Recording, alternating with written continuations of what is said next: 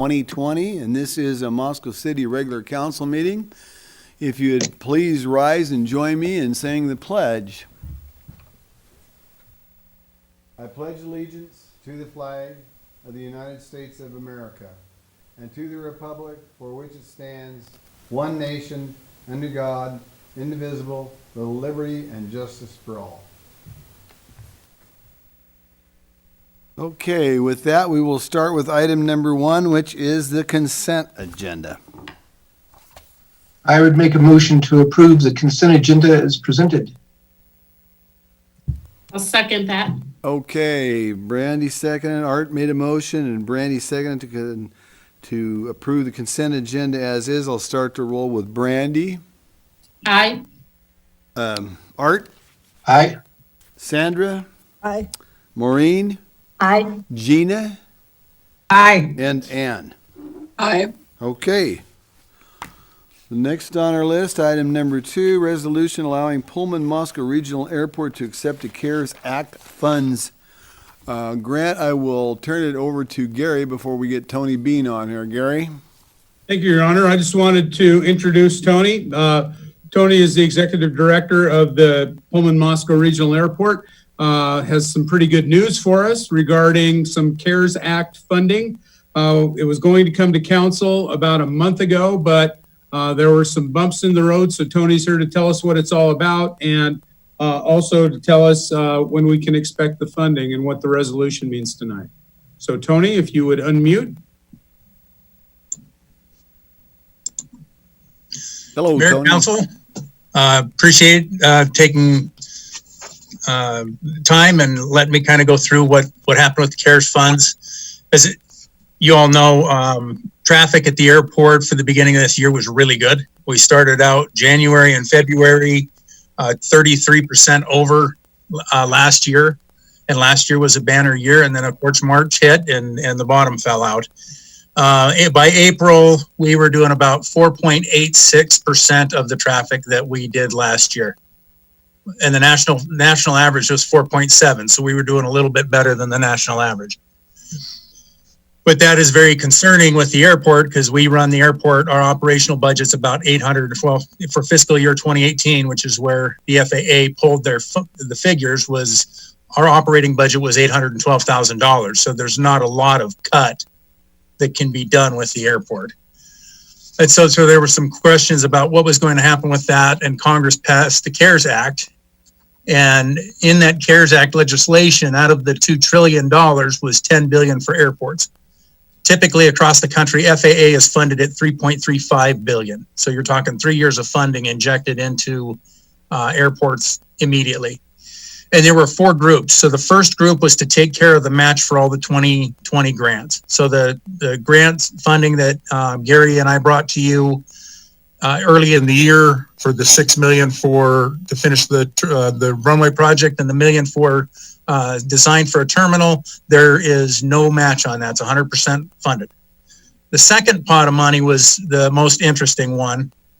Is it had formulations based 50% of it, so $7.4 billion is in this pot of money.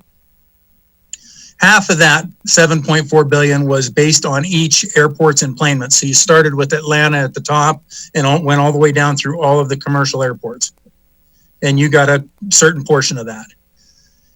25% was based on airport's debt service. Well, we're not in a position to issue bonds with the airport because at $812, we couldn't revenue bond a peanut butter chili sandwich really.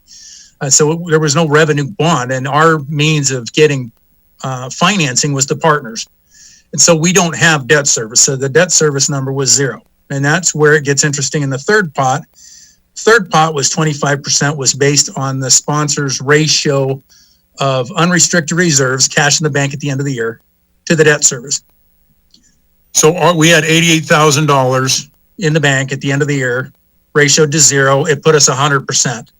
There were airports and communities that put 0 in their unrestricted line, and they had a 0 in their debt service line. Well, that equals 0 out of that pot. Well, it maxed us out in that pot, and that people go, well, how come it's $18 million? That's why it's $18 million. And then the third pot that affected us was our regular entitlement dollars were doubled. So when you added all of that up, we ended up with CARES grants of $18,129,792, of which the FAA put a period of performance on as a cap.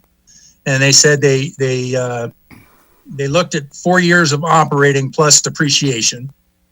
And they said, well, if, the question for small airports that got a large amount of money is, can you spend that kind of money in the next 4 years?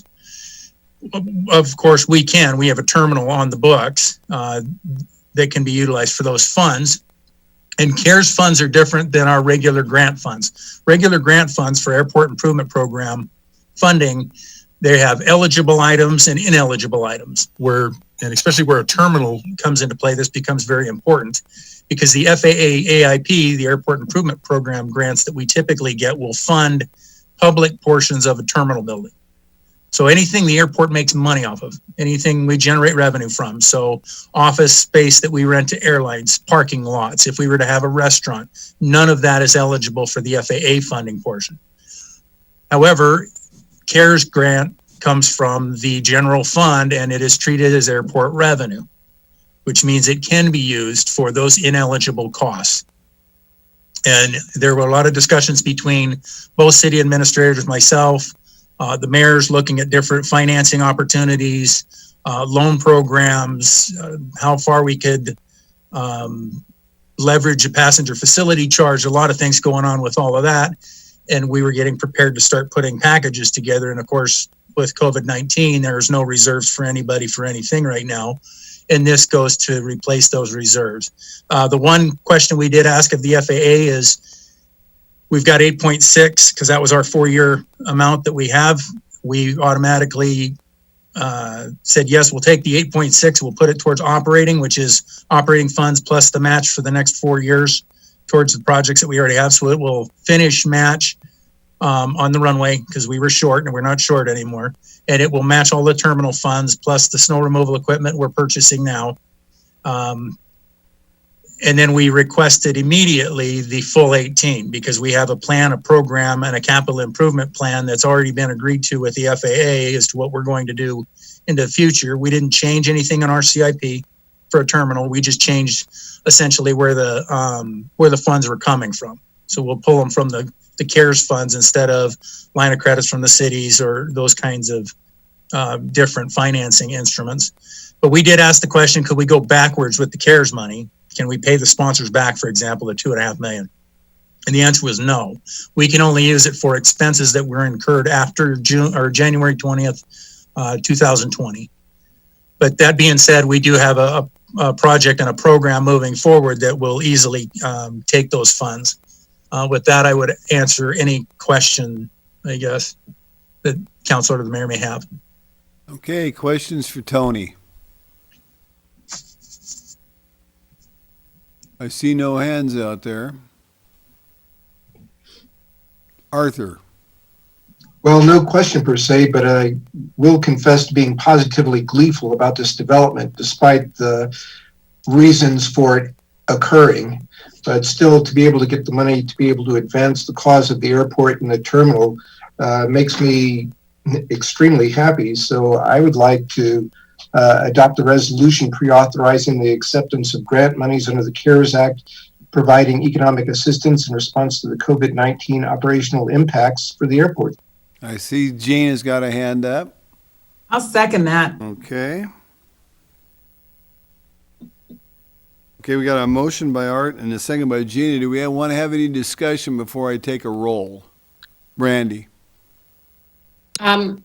From your presentation, Tony, I presume that means that the city did not contribute anything since January of this year. Is that correct? I believe that is correct. I don't, Gary, I did. We'll have Gary There's answer. operational in there. We'll have Gary answer that question. Gary? Yeah, we have a airport operational line item as well as a capital line item. And right now, the capital line item is repaying the enterprise funds for the funds that we borrowed to meet our $2.5 million obligation. And Tony and I have talked about the operational funding. Both, we've not paid that yet, So there's an opportunity there that we may not have to pay that. We're still working those details out. And it may be to our advantage in fiscal 2021 as well. Gina had a question. Gina. Yeah, Tony, right at the end of your presentation, you were talking about match for the runway. There was some existing match that was missing, snow removal equipment, and you said a couple other things, and I only got three. Would you Okay. repeat them for me, please? So the terminal grant coming after the snow removal equipment funds. And then we've got a planning item that is, it's called land site planning, and it's basically where hangars are going to go. So there's a small item for that. And then the end of our capital improvement program for at the end of the 4 years is a phase one of a snow removal equipment storage building. And so it would take care of the match on all of those items, plus the operational funds. Okay. All right. Brandy? So after all of this, does it leave anything left on your wish list for the airport that wouldn't be done at the end of these 4 years with these funds? We would be pretty close to flush, I think, for capital items, for the most part, as far as trying to get the runway would be completed. The taxiway is getting completed right now. So construction's happening as we speak. They ripped out the existing old runway and they're using that to build a haul road. So they're working. So and the terminal will hopefully have been completed. Then we'll be working on things to house permanent snow removal. That should be done depending on timing. But yeah, it actually puts the airport in a very solid position that I don't believe this airport's ever been in it. Okay, with that, I'm going to go ahead and make the motion here. Art made a motion, Gina made the second on adopt a resolution pre-authorizing the acceptance of grant monies under the CARE Act, providing economic assistance in response to COVID-19 operational impacts. I'll start the roll with Brandy. Aye. Art. Aye. Sandra. Aye. Maureen. Aye. Gina. Aye. And Dan. Aye. Okay, thank you very much, Tony. Good job on that. Thank you. With that, we will move on to item number 3, which is Moscow's Farmers Market 2020 season fee update and proposal. And I will start with Gary. I know Amanda's with us this evening, too. Good evening. The proposal is one that Amanda, as our community events manager, brought up about a week and a half ago to talk about. Council had indicated that they wanted to look at ways that the city might be able to provide incentives or encouragement to folks who have been hit by the COVID-19 issues. So we looked at, and we're also at this point, as you know, we've held back, all of the departments have held back funds because of what we expect to be revenue shortfalls in what's left of fiscal year 2020. Community events is no exception. Their largest funding entity is the farmers market. And as you read in the memo, we budgeted during fiscal 2020 $55,000 of expected revenues coming from vendor fees for the market. Because the market is, Amanda will talk in a few moments about what she's found out about vendors who are electing not to enter the market this year. The market won't start until June 6th, meaning we've lost a month of market days.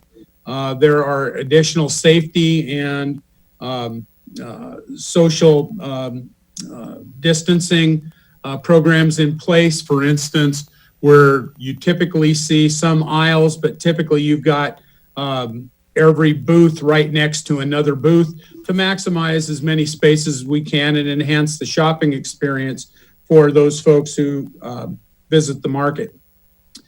For social distancing purposes, you don't want people that close. So Amanda and her crew have come up with a really good plan for moving the market forward in these challenging times. One of those, and she'll talk, I'm sure, a little bit about it. One of those is the Motor Inn Moscow market that was held starting last Saturday and will continue up until the time we open up downtown, and then beyond that as well, in order to provide additional opportunities for vendors. But the sad reality is, based upon all the forecasting that Amanda has done and we've checked, is that instead of $55,000 of revenues, we're looking at just shy, actually quite a bit shy, of $15,000. So a huge revenue loss. And a lot of that is because you've got craft vendors. The market is going to be limited, at least in June, quite likely, to perishable agricultural items. So you won't have your craft vendors there, so on and so forth. You're not getting any revenues for busker fees, things like that as well. There are some smaller savings in programs. Of course, the entertainment programs won't be budgeted, so there's some savings there. But the bulk of the operations of the farmers market is they aren't variable costs. They are fixed costs, and they amount to personnel. We've got a portion of Amanda's time, a large portion of Amanda's time. We have a market manager as well, a seasonal worker. We've got a AmeriCorps, and we have a portion of a administrative specialist who also participate in the market, and some of Zach's time being the audiovisual person for the market as well. So a lot of fixed costs and a lot of variable revenues.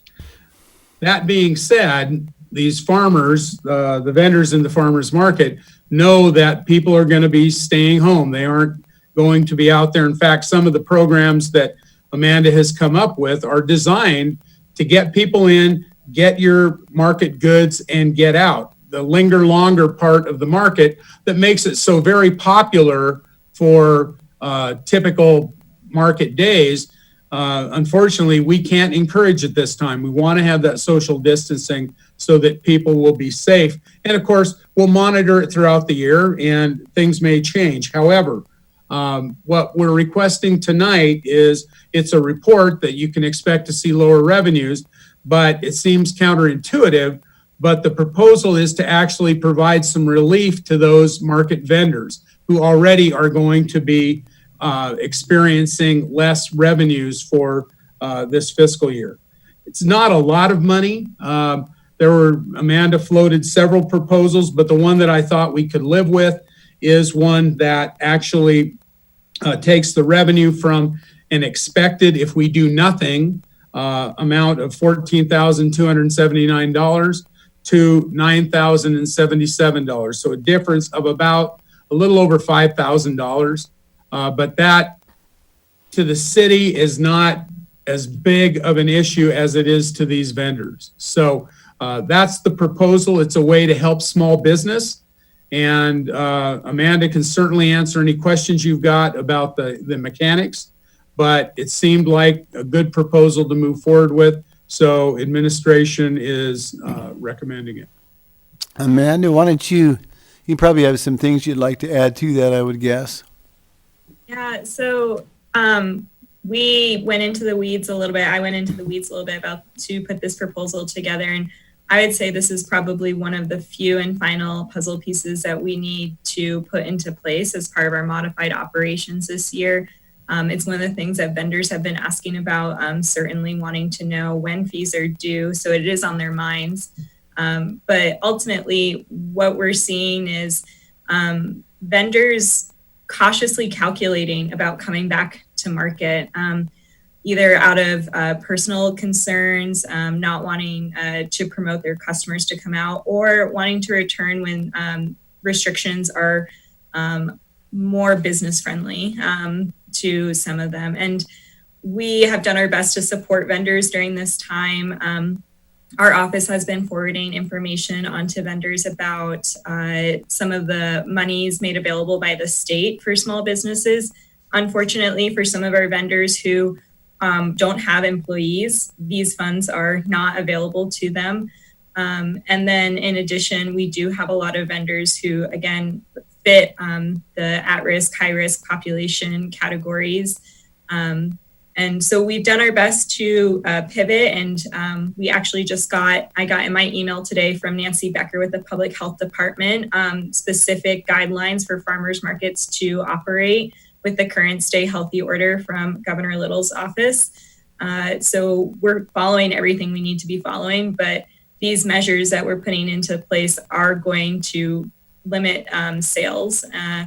And the Motor Inn Moscow Farmers Market can definitely help make up for some of that, but not every vendor is opting into it. It's not a requirement. It's at the vendor's discretion to determine if it makes sense with their current business model. So I'd be happy to answer any specific questions about modified operations, or the memo that is attached in the agenda packet. Okay, well, I seen that Maureen had her hand up first, so I'm gonna go with Maureen. Okay, so I have a question. What lessons did we learn from the Motor Inn this past weekend that we are now going to apply from now on? So we learned a lot. Pardon me? We learned a lot. Uh-huh. Short answer. We learned there's some traffic jams, peak times for pickup. We are learning that we need some more breaks in between to just manage all the orders, but the vendors are pretty happy with it. We only had 2 orders that really flubbed up in the system, which is pretty good for, out of, I believe, the 130, 145 orders that we ended up having. But we're still determining what a threshold might look like for vendors. If one vendor alone has over 100 or 200 orders, can staff really manage that? We don't know. So we're working with the vendors that were on site. We had 3 this past weekend, and about 5 to 7, I believe, that dropped off with us, where we were grouping those orders by time and customers.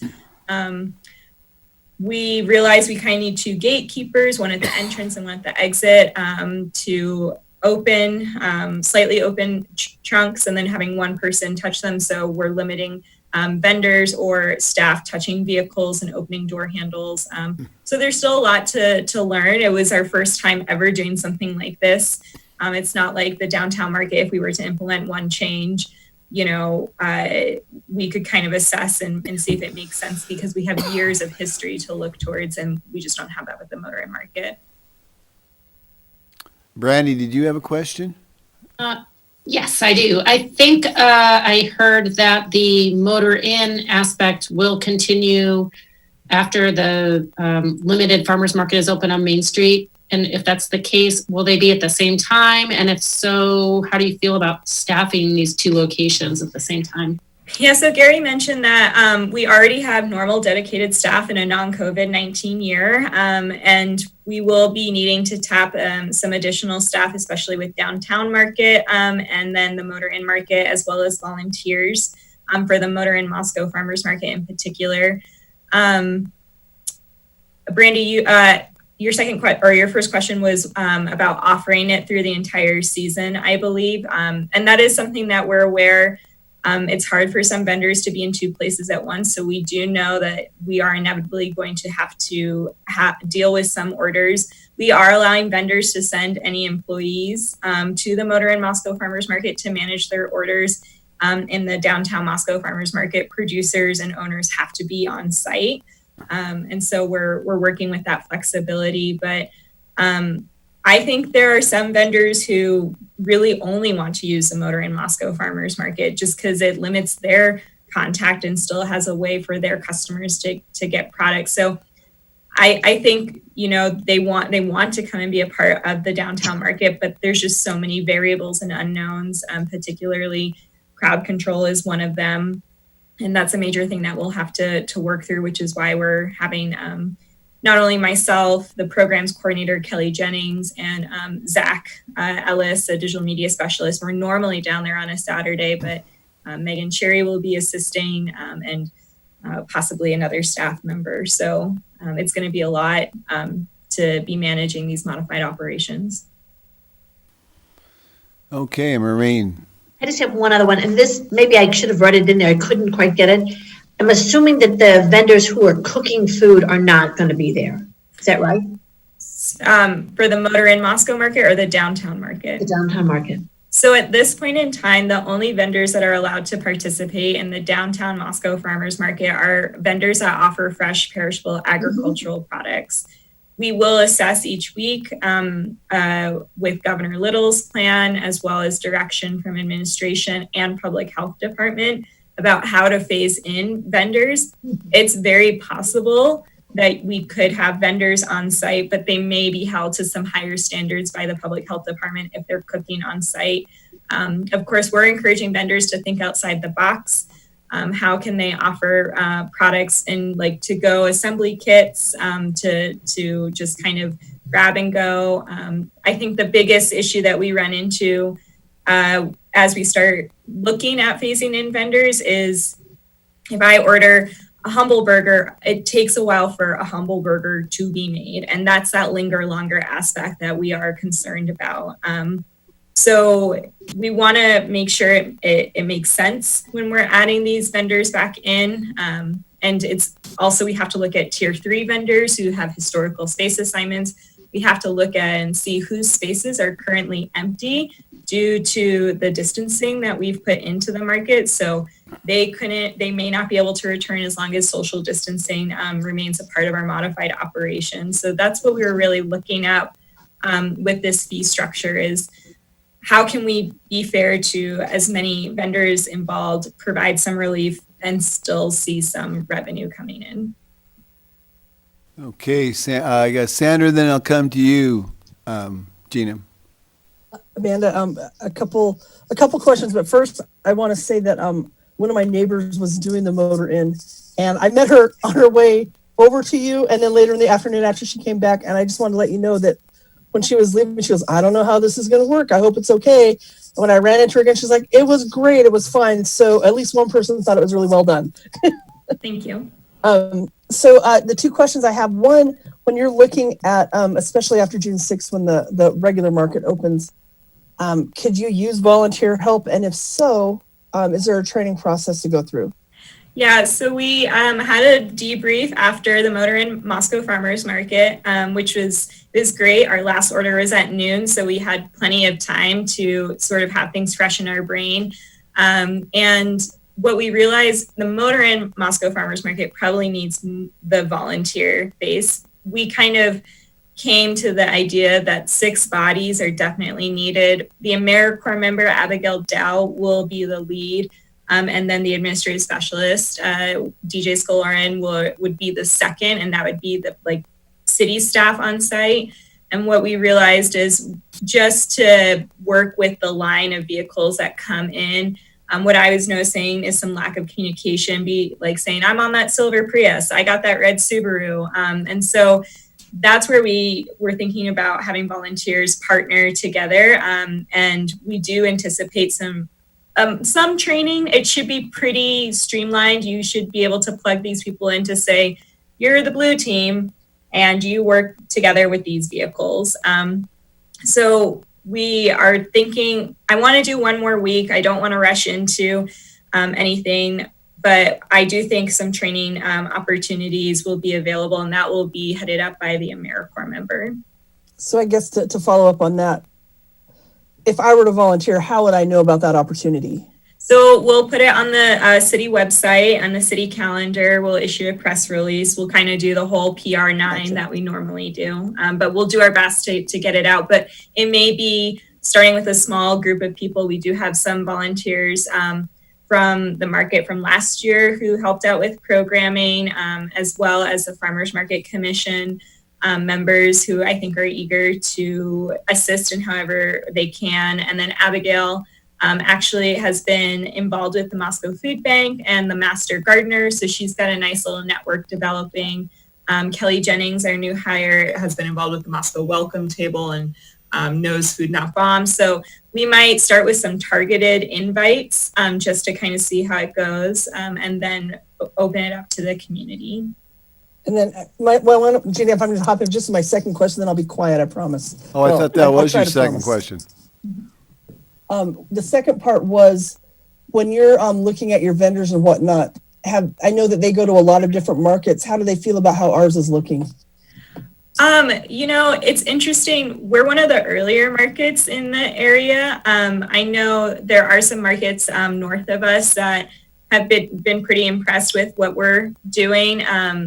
But as far as like Orfino and some of the smaller markets south of us, they have a little bit more, I think, wait time from what I can tell.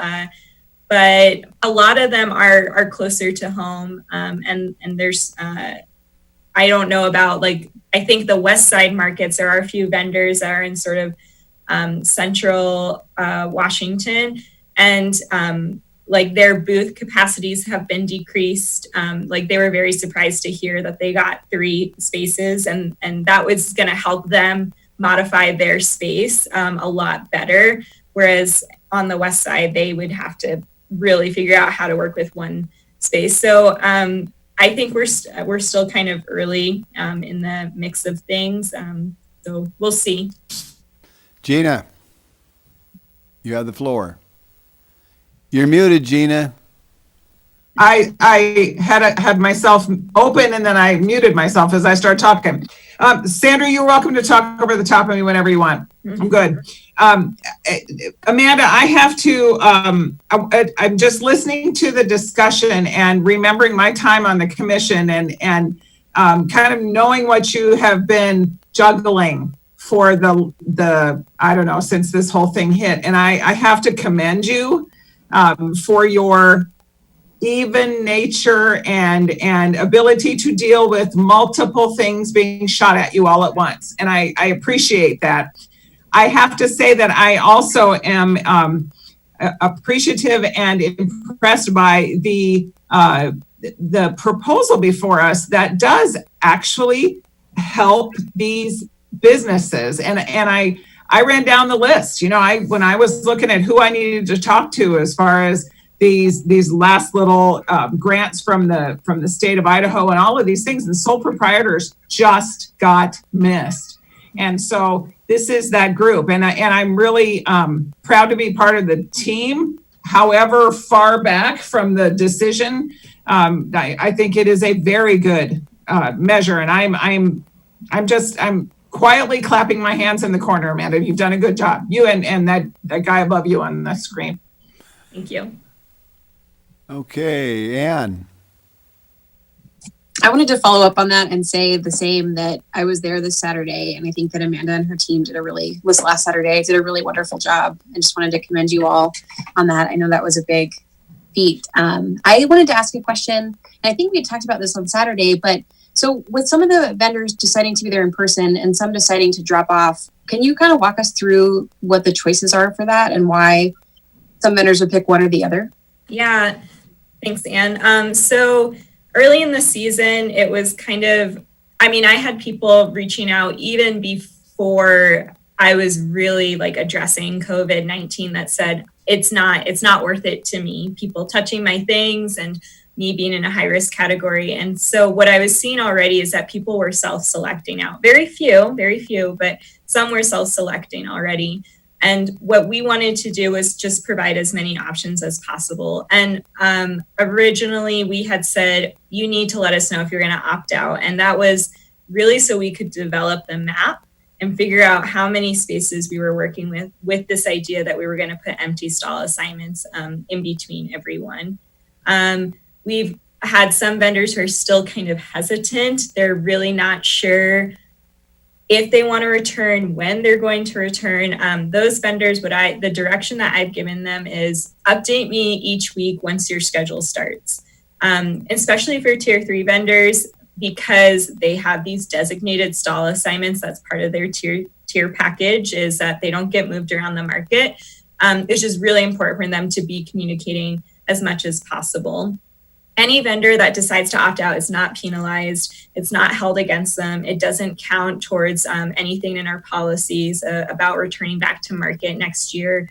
I've suggested that everyone keep the same tier package moving forward, just so if we are able to return to some semblance of normal, we're going to be able to just kind of plug right back into what we're used to. But with the sort of local line options, downtown options, it was with local line. It's again, vendors can opt into it. We wanted to start with a small section of vendors, and again, focusing on those fresh perishable ag products. You can't really tell a seed to stop growing once you've planted it. You know, harvest time is harvest time, and that's just the reality of the situation. And so what we hope to do by the end of this month is start onboarding other vendor categories that are interested in being in local line. So June 6th, when we have our Motor Inn Moscow Farmers Market, those vendors will start to be able to see some revenue coming back to them. And then the downtown market will open. And so our hope is that we'll have some systems in place for people that want to participate in whatever capacity makes sense to them. By June 6th, they'll have a couple of options, and you know, we would love to bring those vendors back if it makes sense and it's safe to do so. Does that answer your question, Anne? It does. And as a follow-up, so is there a cost difference for the Motor Inn for vendors who want to show up in person versus those who want to drop things off and have you put them in the car? No. So the only, the local line is the online platform that the market has opted into. As part of that, we are charged $20 a month per vendor that is interested in opting into that system. And then we take on that cost, but we are ultimately passing that cost on to the vendors. So that is an additional outside cost directly due to COVID-19 that they will be taking on. The vendors can opt out at any point in time. Obviously, it's better to opt out before a new month starts rather than opting out in the middle of the month or the end of the month. But that's kind of a wash. We don't need to worry about, losing revenue or anything like that. And then with the other fees, part of the proposal is just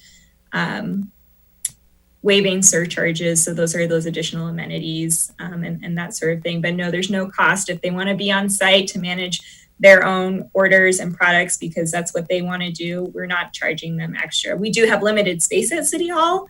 But I think once June 6th hits, we're not going to see as many ag vendors on site just because it is difficult to be in two places at once. If they have employees, if they have family members that can help out with that, then that's great. We welcome that assistance, but we'll definitely figure it out. And hopefully by June 6th, our system will be really streamlined. That answered my question really well. Thank you. Okay, Brandy.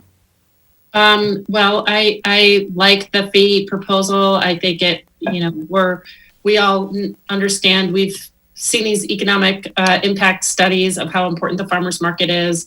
And I think for the small amount to help those that are able to participate, they're also going to have significantly reduced revenue. So to make it worth it for them, I think this is, I like what you proposed and what you put into it. And I move to approve the recommended modifications to the farmers market fee structure for the 2020 season. Ann. Second. Okay, we have a motion by Brandy and a second by Ann to approve the recommended modification to the farmers market fee structure for the 2020 season. I will take the roll. Start the roll with Brandy. Aye. Art. Aye. Sandra. Aye. Maureen. I Gina. Aye. And Ann. Aye. Thank you very much for all the hard work you're doing on this, Amanda. Very well organized, and you guys have got it dialed, so thank you very much. All right. Thank you all. Good night. Okay. With that, we'll move on to item number 4. Moscow Water Department Building Roof Structure Repair Bid Results and Contract Award. We got Scott Bontrager with us. Hello, Scott. How you doing tonight? Good, thank you, Your Honor. So the project I have before you this time is like Mary had mentioned, is the Moscow Water Department Building Roof Structural Repair Bid Results and Contract Award. So this project started off a long time ago. The water department has been leasing the building for a long time. Back in 2018, it was decided to purchase the building. And prior to the purchase, identify any problems that it may have had so it could be negotiated into the price. And at that time, he had identified some wood rot and wood damage that he'd estimated at $75,000. And then this last summer, they had hired a contractor to start on the roof repairs out there. And those were just minor repairs at the time, basically a roof tear off and replace. During the roof tear off, it was found that there was a lot more structural damage to the roof out. The perimeter laminated beams were of such disrepair that some of them were starting to actually separate from the concrete piers. As you can see, it's being held up by cribbing blocks right now out there. So we went and took this back to the structural engineer who put together a design for it over the fall. And with that, he developed all the new stuff that was going to be necessary to do the further structural repair that was for this project. We had taken this out to 12 contractors on April 21st and solicited them to get estimates for this project. But due to the unique geometry of the building roof, which is kind of considered a saddle style roof, it was difficult for the structural engineer really to nail down an estimated price for exactly what this was going to cost. Of the 12 contractors that we put it out to for bids, we got 2 responsive bids back, with bids ranging from $245,400 to $278,000, of which the lowest responsive bid was submitted by Keniston Corporation with a bid of $245,000. With that, it's staff's recommendation to award the low bid to Keniston Corporation in the amount of $245,400, and approve staff approval of construction change orders in the amount not to exceed 10% of the contract amount. Okay, questions for Scott? Okay, how would council like to move forward with this? Art, I'll get you and then I'll come to you, Gina. Yeah, it's a building we own now and it needs to be fixed. You can't just sit there with a roof in Palouse winds sitting on a bunch of cribbing and hope that it's going to stay put and not get worse than it already is. So I make a motion to accept a low bid from the Keniston Corporation, award the contract in the amount of $245,400, and authorize staff approval of construction change orders in an amount not to exceed 10% of the contract amount. Gina. I'll second that. Okay, we've got a motion by Art and a second by Gina to accept the low bid from Keniston Corporation, award the contract in the amount of $245,400, and authorize staff approval of construction change orders in the amount not to exceed 10% of the contract amount. I will start the roll with Brandy. Aye. Art. Aye. Sandra. Aye. Maureen. Gina. Aye. And Ann. Aye. Okay, well, thank you very much, Sky. We can move forward and get the doggone roof fixed on that thing. So, thank you, Scott. Thank you. Okay, with that, we're going to move on to item number 5, which is the water reclamation and reuse facility line emergency repair. And we've got Nate Sewer with us. Hello, Nate. How you doing? Hello. Thank you, Your Honor. I'm doing well. All right. Well, it'll be just one moment. I'll start sharing my screen here. As it was mentioned, I'm here to talk about the water reclamation and reuse facility return line emergency replacement. Can everyone see that? Yeah. Show? Excellent. Okay, so Zach's going to help us out here a little bit with it too, Nate. He's going to do some magic back here. There we go. Now, we're getting you up in the right-hand corner there so we can see the whole thing. Go ahead and continue, Nate. Thank you. Okay, thank you, Your Honor. All right, so just briefly looking at the vicinity map, the facility is located here on the south side of the Moscow-Pullman Highway, across from the Palouse Mall, and you can see just lightly highlighted here. We'll go into a little more detail in further slides.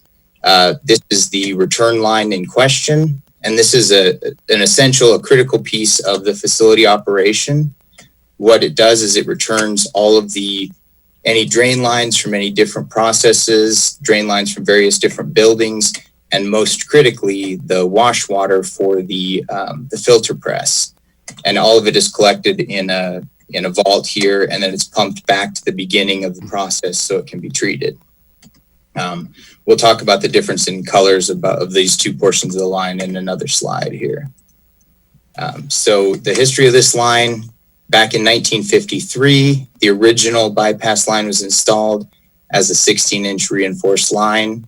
And then in 2009, the western portion, which is the portion that was in magenta on the map that I just showed, was replaced so that the effluent filter could be installed. And at that point in time, the concrete line of the western portion was replaced with a 10-inch ductile iron pipe.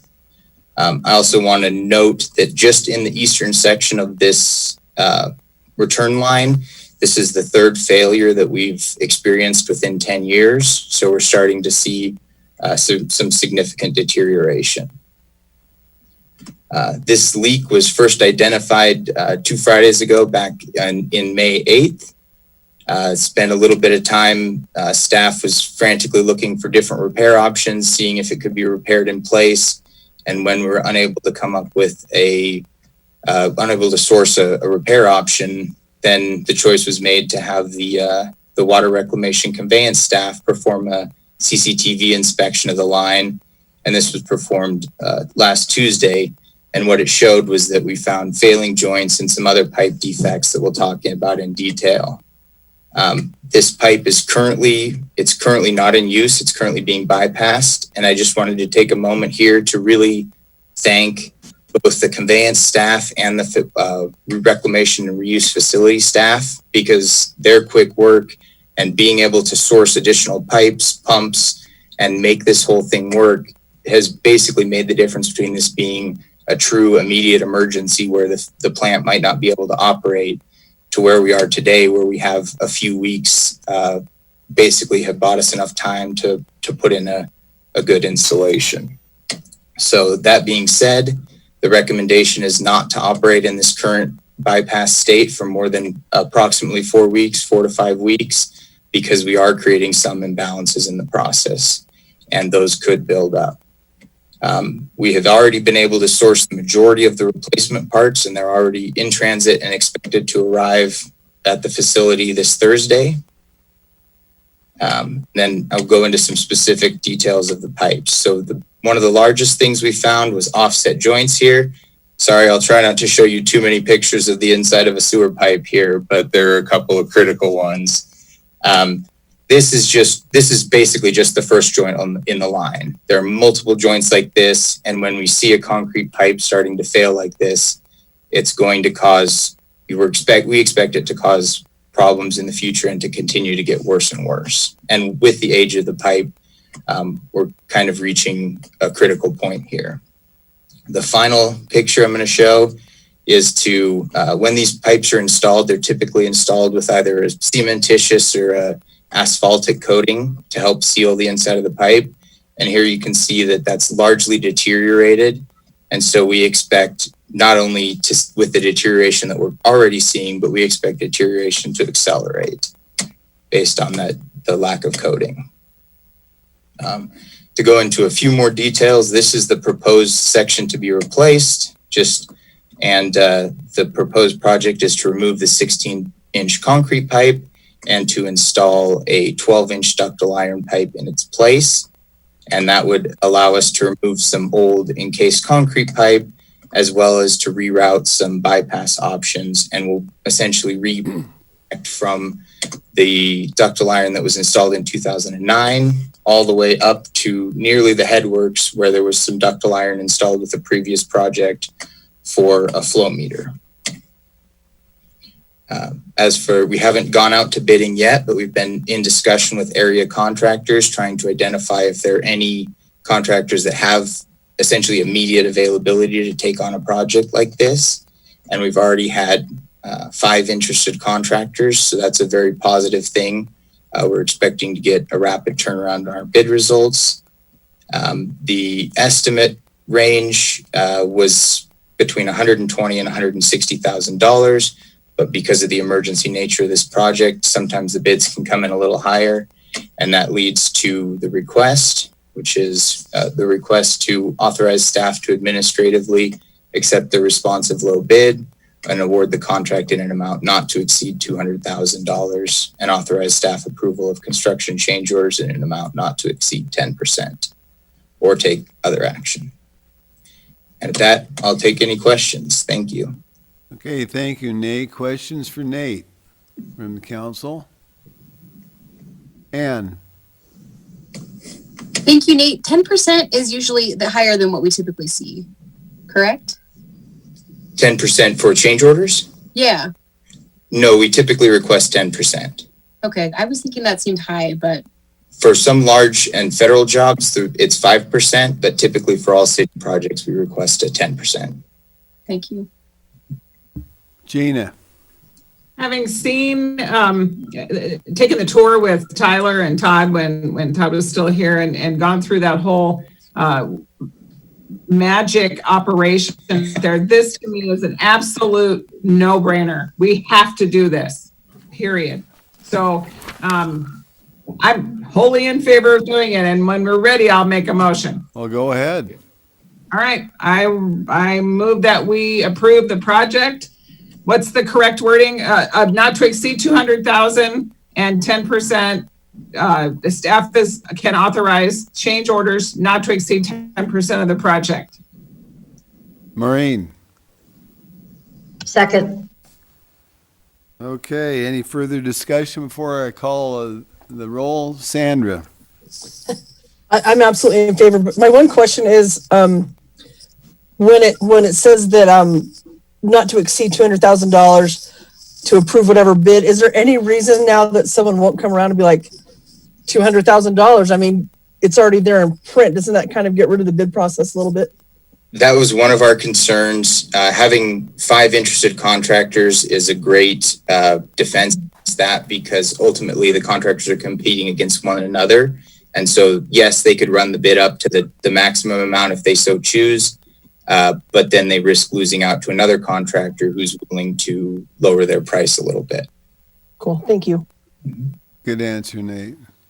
Arthur? Yeah, one question and a comment. What is a concrete Y that was on your second diagram? It is the letter Y that basically comes together not at a T intersection, but at a slightly larger angle. It's essentially something that we can't really purchase a part for because it seems to have been installed in place by a contractor. So it's not like an off-the-shelf part. It's something that was poured in place, and we can't just buy another one. So in other words, it's just kind of the spelling out of the letter Y. Yep. It's just the Y's and W-Y-E and T-E-E. Oh, A gotcha. hybrid at the time it was installed. Also, I was thinking that the impact of having our wastewater reclamation and reuse facility go down is going to cost us far more in EPA fines than this project will ever cost us to fix right now, given that the EPA's nature to fine thousands and thousands of dollars per day. So I think the sooner we get this thing taken care of and restore the plant to an equilibrium operating capacity, the better. Thank you. Brandy, did you have a question too? Did you have your hand up? Yes, I do. So I understand from your presentation that there were some multiple issues found with the inspection along the pipe. I was just curious about where the actual leak, was that in that western magenta portion or was it in the older portion? No, it was in the older portion, and it was actually close to the east side of that. But based on the number of failed joints that we identified with the inspection, it's hard to tell exactly where it was coming from. What we dug up was essentially where it was surfacing. Thank you. Okay, with that, Gina made a motion, Maureen made a second on that motion to authorize staff to administratively accept a responsive low bid award the contract in the amount not to exceed $200,000, and authorize staff approval of construction change orders in an amount not to exceed 10%. I will start the roll with Brandy. Aye. Art, Aye. Sandra, Aye. Maureen, Aye. Gina, and Ann. Aye. Okay. Thank you very much, Nate. Good presentation, and I'm in agreement with all these guys that something needs to be done as soon as possible. So thanks, Nate. Thank you, Your Honor.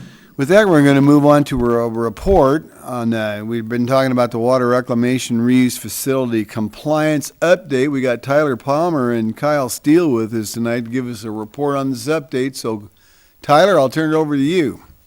Thank you, Your Honor. Council, it's a pleasure to be with you all this evening. As the mayor indicated, I just wanted to give an update on a compliance update for our water reclamation and reuse facility. As most of you are aware, we operate under a permit. That permit was issued by the Environmental Protection Agency. And basically what it is it's a permit that makes sure that we're taking the water, the wastewater, and that we're treating it appropriately before releasing it back in the environment. The goal is to make sure that we don't have a negative impact on whatever the receiving waters are for our effluent or for the flows that come out of our water reclamation and reuse facility. Back in February of 1998 was when what we call the TMDL, the total maximum daily load for Paradise Creek, was established. And shortly thereafter, in April of 1999, the city received its first permit. And that permit has a bunch of conditions. So what they do is you take a look at the water at the receiving water body, and you say, what is it? What are potential problems or issues that we need to make sure we address with this water body? And so there were a number of provisions within our permit. They include things like dissolved oxygen, fecal coliform, temperature. And so the city then put a plan into place to meet these provisions, to make sure that our effluent met those provisions. And so we've made a huge investment as a community in doing so. And we've got one more provision that we are working toward, and that is the temperature provision that is within the permit. So over the years, the city has taken a lot of steps to look at temperature. The temperature is really one of the more complicated ones. We had a phosphorus compliance that we needed to meet, and we're able to, it cost some money. It was a significant investment by the city, around $10 million, but we're able to put in some filters, some sand filters, and filter out the phosphorus. The temperature question has been more challenging in that we really, as a city, have tried to not just potentially take the easy way out, but we're considering the environment as we look at this. And we're in between a little bit of a rock and a hard place, because with some of the options that we have, they can have different ramifications. And so and we'll get into that a little bit as I go through this. But what that resulted in is the city really taking some time and taking a look at what our alternatives were. Back in 2010, a study was initiated that looked at 17 different alternatives to attempt to meet temperature. And so there were a number of different studies that were done out at the facility to take a look at the impact. So there were some big machinery that was mobilized out there on a temporary basis. Data was collected. We had wetlands that we studied. We had evaporated cooling. A lot of these different alternatives were looked at. And that generated, from those studies, a report was generated in 2015. And then from there, we started to do some internal temperature studies, because we wanted to take a look at what impact certain things like shading within the facility itself might have. And so we put probes out throughout the facility with temperature gauges and took a look at what sort of impact we could have, trying to see if we could do multiple things in concert rather than one big solution that would potentially be a better solution. So all of that leads us to where we are today. The state of Idaho was granted primacy. And so what that means is that rather than dealing directly with the Environmental Protection Agency, we now deal with the state of Idaho, and then they assure compliance with the EPA.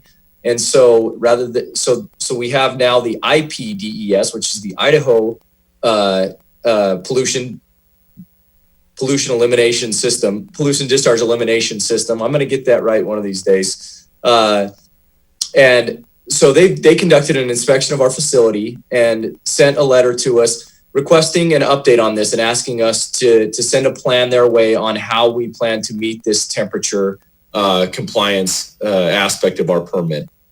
And that letter is due to them next month. So June 1st of 2020 is when we need to have that letter in. And we've got a draft of that letter that as staff we're reviewing right now. It will eventually make its way to the mayor for the mayor's signature and then transmittal to the state. What we've looked at is the last facility plan. So a facility plan for a treatment facility like this is a crucial document. What it does is it looks at everything in the facility and it makes a plan for how the facility is going to move forward. It looks at the projected volumes that it will have to deal with. It looks at projected regulations that are coming on board. It looks at just routine operations and maintenance. It's a really comprehensive plan for the water reclamation and reuse facility. And so our plan, the plan that we've been operating on was a 1998 plan. And so it was desperately in need of updating. And so what we decided was that the best way for us to move forward with this is we didn't want to take a step that would then get in the way of other things that we may need to do with the facility down the road. One of the best examples would be disinfection. A lot of facilities throughout the country are moving away from chlorine for disinfection and moving toward ultraviolet light or some other means of disinfection. That's something that we'll likely need to look at in the coming years. And so what we wouldn't want to do is try to solve the temperature problem, but in so doing, structured in a way that we're not having a good systems awareness of the facility and taking a comprehensive look at the facility and saying, okay, how does piece A interact with piece B? And how do we assure that we do that in the most efficient way possible? And so we've been in conversations with the Department of Environmental Quality to see if they felt like that would be. Uh-oh. Tyler got stuck. He must have wore things out or something. Well, hey, how about if we move over to Kyle? Kyle, can you hear us? Unmute yourself and we'll let you take off. I don't know what happened to Tyler. Thank you, Your Honor. Can you hear me? Yes, go ahead. Continue. We'll let you talk. Yeah, so up where Tyler left off, we have been in discussions with the Idaho DEQ as of late last month, and we had chatted with them about this potential path forward with a facility plan study update. And so that's where we're kind of at right now. That's internally, we've been talking, we're going to be drafting a letter that Tyler mentioned that's due on June 1st. And so what staff is preparing to do is bring a scope of work that our consultants, JUB, we've been working on over the last 3 months. With the pandemic, it kind of slowed our progress a little bit, but that's where we're at in the process right now. We just wanted to let the council know that that's the plan forward. And so I guess with that, we'd be happy to try to answer any questions that you might have.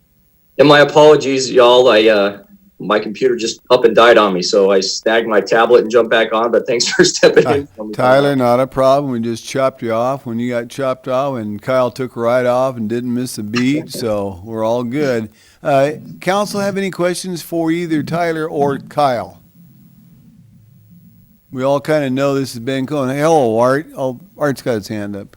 Yeah, just wondering if there's been any progress toward a conclusion relative to the temperature issue, holistically or individually in the whole process. That's a good question, Art, and I'll let Kyle fill in as he really is our resident expert on this. I mean, the short answer is no. We don't have any more clarity. 18 degrees C is still the provision in our permit.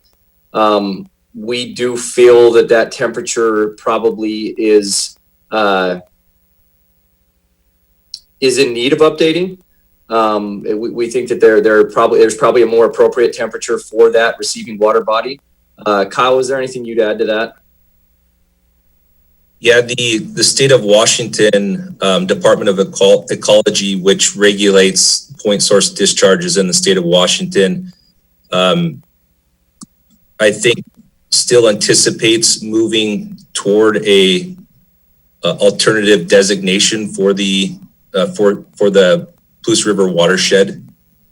Generally, the Palouse River watershed, for everybody's background, has been designated for salmonid spawning blanketly throughout the whole entire watershed. And so that's what the TMDL included, and our permit included, was that standard that's protective of that use. And so states must certify that their discharge permits comply with downstream state water quality standard. And so that may occur. We've been under the impression that this was going to occur, as far back as about 15 years ago. And so they haven't initiated any kind of rulemaking in the state of Washington to change that designation. So that's where we're at right now. Okay, well, thank you, Kyle. Any questions? Art, you got something else you want to say? Yeah, one further thing, by salmonid, does that mean that they have to clear Palouse Falls before they can get up here? That would be correct. They have done a number of studies, biological assessments, looking at whether that existing use is actually occurring. And there are some brook trout that have been, the state of Idaho believes were planted. Brook trout aren't native to Idaho. A provision in the Clean Water Act requires states to protect existing uses that existed on or after November of 1975. And so Washington's standard allows a little bit of deviation from that. And so we have that over on the South Fork Palouse River side in Idaho and Washington, but there's no evidence that salmonid spawning is occurring in Paradise Creek. Okay, other questions for Kyle and or Tyler? Thank you guys for the update. Appreciate it, keeping us informed, so we'll see you next time. With that, we're going to move on to item Thank you, Your number Honor. 7, which is Moscow Police Station Facility Bid Award. We got Bill Belknap with us. Hello, Bill. Good evening. We've been looking forward for this, Bill. Myself as well.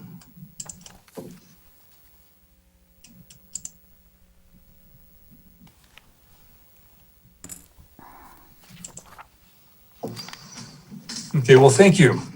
Just to provide a little bit of background, as the council is aware, the city has been working towards the development of a new police station, police services facility for many years. And in 2015, the city council identified the deteriorating and substandard police facility as a tier 1 internal major challenge area. Specifically, the plan cited a lack of secure location, limited access to the facility being located on a cul-de-sac, lack of sufficient space to meet minimum programmatic needs, and insufficient storage and evidence space available within that facility. Shortly after the council's adoption of the 2015 strategic plan, city staff began actively working towards the development of a plan for a new police services facility. That started off with the development and completion of a facility master plan that was completed in the fall of 2016. From that point, city council and staff worked to prepare and successfully hold a bond election that occurred in May of 2019. That election authorized the city to issue $9.64 million in general obligation bond debt to allow to fund the construction of the police services facility, as well as a remodel of the existing police station on 4th Street and some minor repairs to the man building next to City Hall. These are just some renderings. I think the council has seen these previously of the facility design that was developed and the site planning for the project. This is located on the corner of Southview Avenue and South Main Street. The final design of the facility included the primary office and operations building that was a little over 15,000 square feet in size, as well as an additional outbuilding of 3,042 square feet for storage and evidence processing, storage of patrol, motorcycles, bicycles, and other equipment and evidence. In January of 2020, as we worked through the design, our design team prepared an updated construction cost estimate for the project. At that point, estimating a cost of just over $6.9 million for the development. The project was advertised for bid on February 26th with a bid opening that was held on April 2nd of this year. We did receive 3 bids, with the lowest base bid received at $7,278,000 from Wellens Farwell, which was within 5% of the architect's cost estimate. In addition to the base bid, we had 8 additive alternates, and these were facility enhancements that we wanted to get pricing on. Should the base bid come in low enough that the council could evaluate whether they wish to add those. Those included some limited ballistic glazing in the lobby area, some additional covered parking in the secured parking lot, an addition to the outbuilding to expand it by 1 additional bay, insulated glazing to improve the energy efficiency of the windows on the facility, some additional roof insulation, again, to improve the energy efficiency of the building. We also had some alternate siding materials. The building includes a combination of cement block as well as some concrete or cement fiber panels. And there was an alternate siding material that was also provided as an add alternate, and then some enhanced lockers. And the final additive alternate was for a solar system, a solar array to be installed in the building. We also included 2 deductive alternates just to look at potentially reduced pricing, a couple items. Those include a lower cost rolling gate on our secondary gates rather than having the powered automated pivot gate in that location, as well as a slightly lower quality finish CMU masonry material on the building. We have kind of reviewed the base bid as well as all of the add alternates and consulted with the police department command staff. Ultimately, we've concluded that the project budget cannot support the facility enhancements that we had identified. The solar panel system bid price was about a little over $82,000, and I'll show you some information here in a minute. But that we anticipated to save about $2,245 in energy cost every year, generating approximately 12% of the facility's annual energy use. At that energy cost savings, it would take us over 36 years to recapture that initial installation cost, which is likely to exceed the functional life of the system. So we did run through an analysis to assess the payback on the solar system.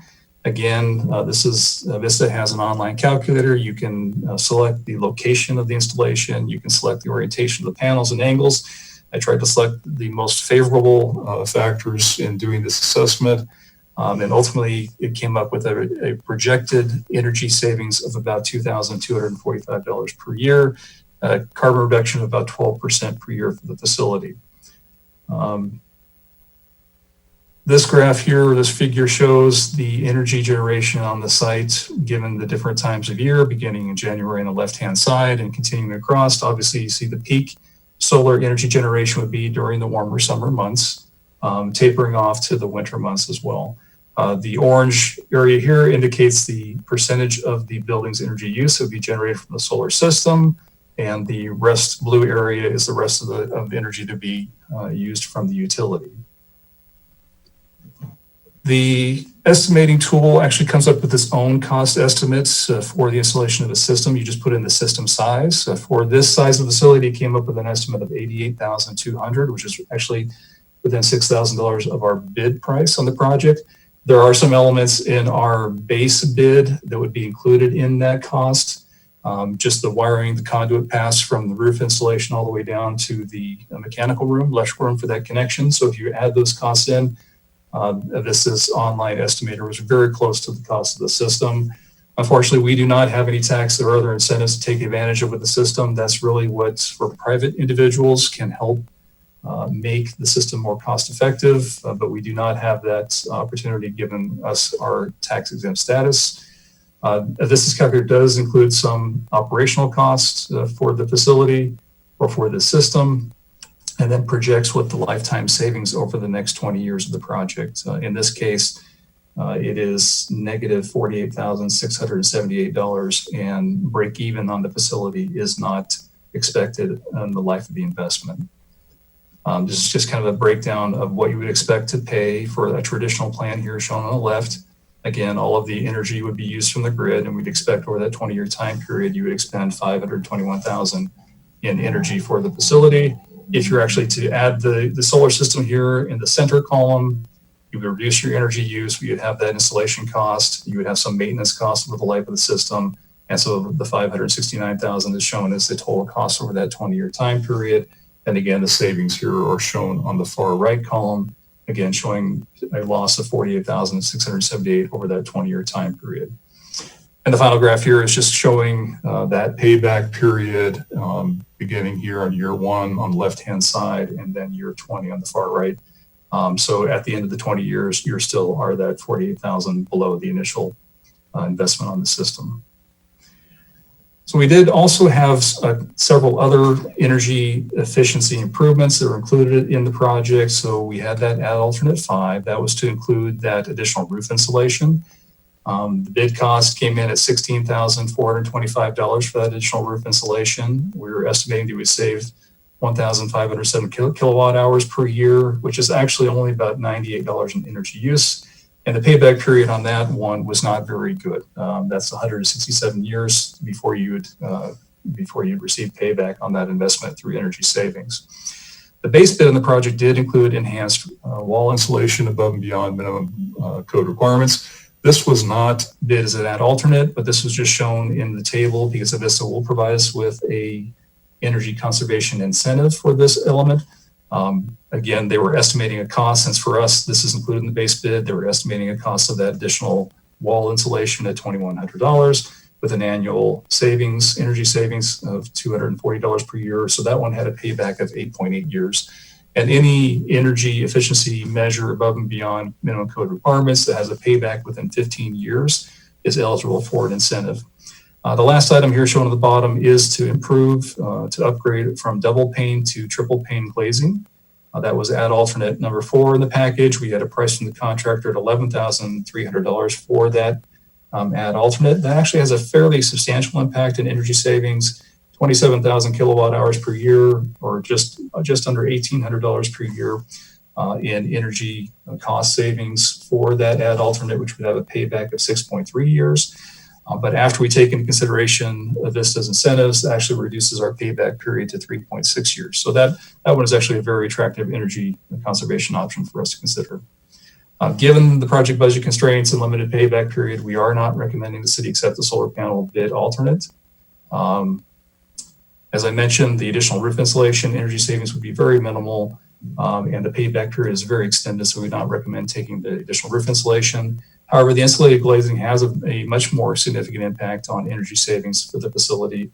And after those energy incentives, would have a payback period of only 3.6 years, after which we would save $1,800 per year in energy for the life of the facility.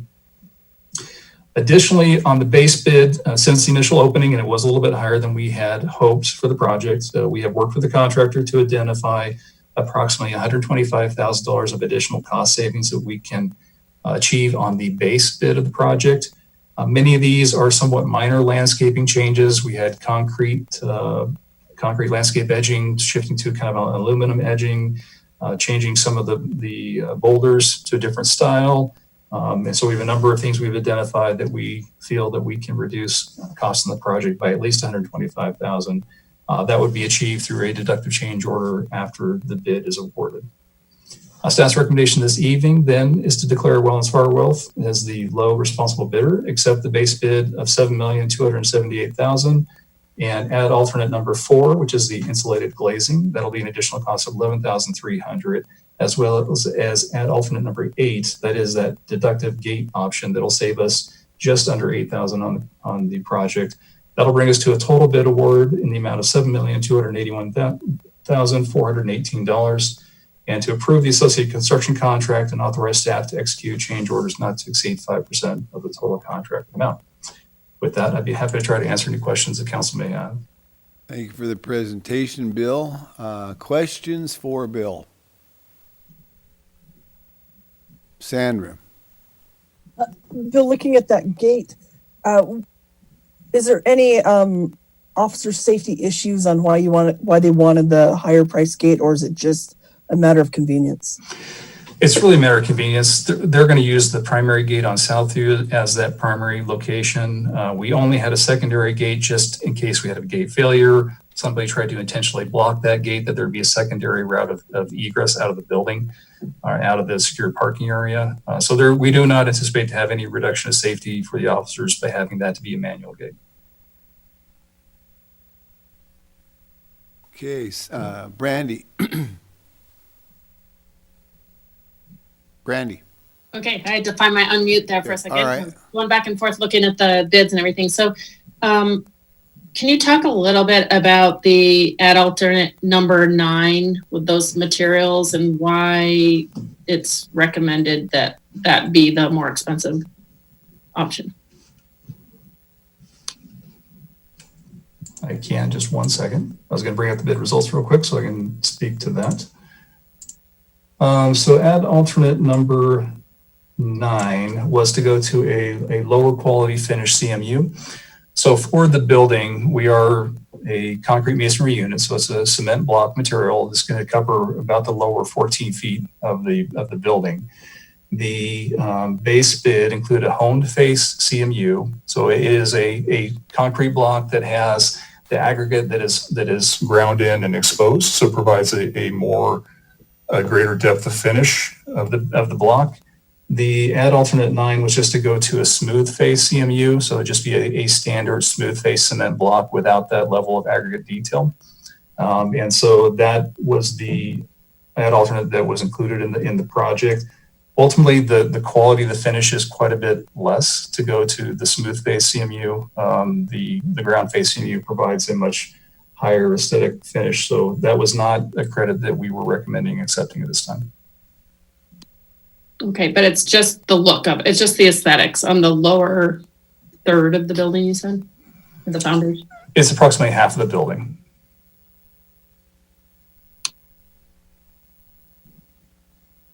Okay, other questions for Bill? All right. Maureen. On the other two that we've done today, they had a 10%, a 10% cap in terms of the total amount of the award. You could go over that by 10%. This one says 5%. Is that because it's so high? Yeah, as you get into larger scale projects, that contingency amount percentage goes down. So traditionally on the building project, as you're to the point of the project already being bid and award, anywhere between 3 and 5% is a typical. I think on most of our projects, we have utilized really no more than 2 to 2.5% over the course of the construction of a building project like this. So, Bill, when do we anticipate this happening? I mean, I guess my concern is prices seem to go up all the time. And so we're just wondering when we anticipate it starting. So we have not had the pre-bid. When we were bidding the project, we were concerned that contractors may have a concern regarding availability of labor. And so we did allow them up to 90 days from the notice of bid award to be able to mobilize on site. Just intended to give them additional time. We were bidding this back in that February into early April time period where the path forward was a little unknown. The ability for construction projects to continue was a bit slightly unknown. So we did allow them as part of this project up to 90 days from notice of award to actually mobilize on site. From there, then the 365 calendar days kicks in, and they have to complete the project within 365 days from when they commence construction on site. Wellens has indicated they're probably able to be on site within 30 to 40 days from notice of award. So the pricing is currently fixed by their bid. So they have submitted the bid. The bids are good for the 60-day time period, and they are obligated to fulfill the project underneath this price. Great. Thank you. So that being said, Bill, you said a whole lot. You said they have a chance, they don't have to start for 60 days once we accept this to start the project. Is that how I understood what you just said? Once they receive notice of award, they have 90 days to actually commence construction. And that was intended to take away some of the risk that they may have a concern that they would have to, upon award, be on site. Typically, 30 days is a typical mobilization period. If they were concerned they were going to have difficulty finding labor or finding materials or getting on site, we wanted to give them a little bit additional time. In this case, they don't indicate that they need that, but that was our strategy in bidding the project, was just because we were bidding it in somewhat of an unusual time, we want to provide a little bit more flexibility So they didn't feel like they were pressed to add money to make up for what they may have difficulty finding labor and materials at that point in time. So roughly, they could start it almost as late as the 1st of September if they decided to. Correct. Okay, well, Ann, Has the component about solar, has the Sustainable Environment Commission been consulted recently about that? Because I know meeting. Just early on in the process where we were putting together the package and the ad alternates, and we let them know early on that we were going to include the solar system, that the building was going to be solar ready as the base bid. So that solar could be installed at any point in time, but we weren't sure whether the budget was going to support the solar system installation. And so we advised the commission that we were going to be bidding the solar system as an ad alternate, which is what we did, but we did not go back to them to consult on their recommendation on whether the council should accept that ad alternate. okay, Brandy. I have a couple of questions about the solar also. So you said the building will be built solar ready so that could be added in the future. Is that correct? Correct. So the building structurally can accommodate the load. There's a pathway from the roof to the mechanical room that'll be maintained, and there'll be space in the electrical room for that future system should it be installed at some point in the future. And then the installation, you said includes electrical and all those things. Does it include the panels themselves? The ad alternate? Yes. Yes. So the ad alternate was to actually provide the panels and all the associated controllers and connect it to the system. And so like, I'm curious how that one bid, which is not the low bid overall, but their amount for that was 45,000. That middle bid. Is that qualities that it could be possibly done for that amount instead of the 80 something?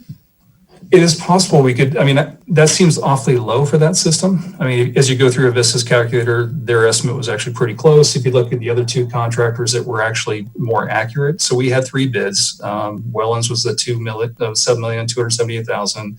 Jenna was second at 7.7 million, and Quality came in at 11.4 million on the project. It's uncertain to know where contractors actually place money in a project.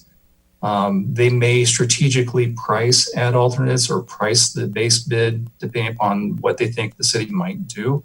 So it's hard to take kind of an outlier like that and maybe rely that the system is only going to cost that amount of money when the other two contractors, other two bidders, as well as Avista's calculator, all point to a system that's about $80,000 to $90,000. So I would be hard pressed to think that we're going to likely do it for half of that amount. But that technology is rapidly evolving, becoming much more efficient, and that cost is decreasing. So that doesn't mean that opportunity won't exist in the future. Meaning, like from the trends that we've been seeing, it wouldn't be surprising if that cost actually goes down in the future from what we're seeing today? The cost of panels and controllers has been decreasing over time.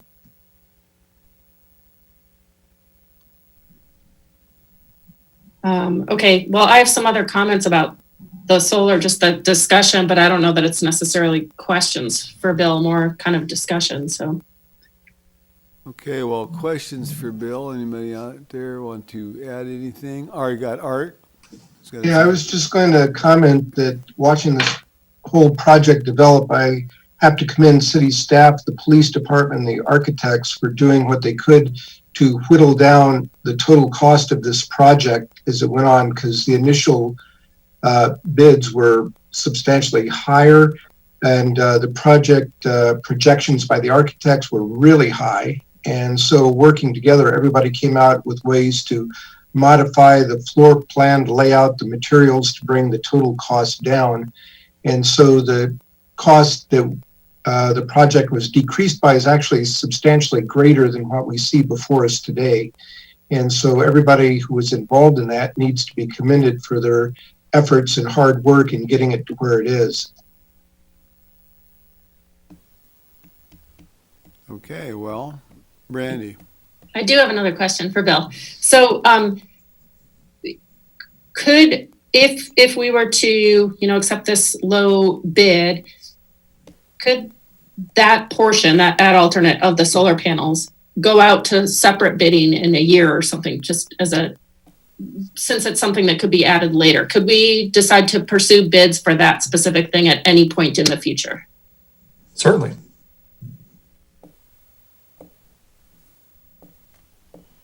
Okay, how would the council like to move forward with this?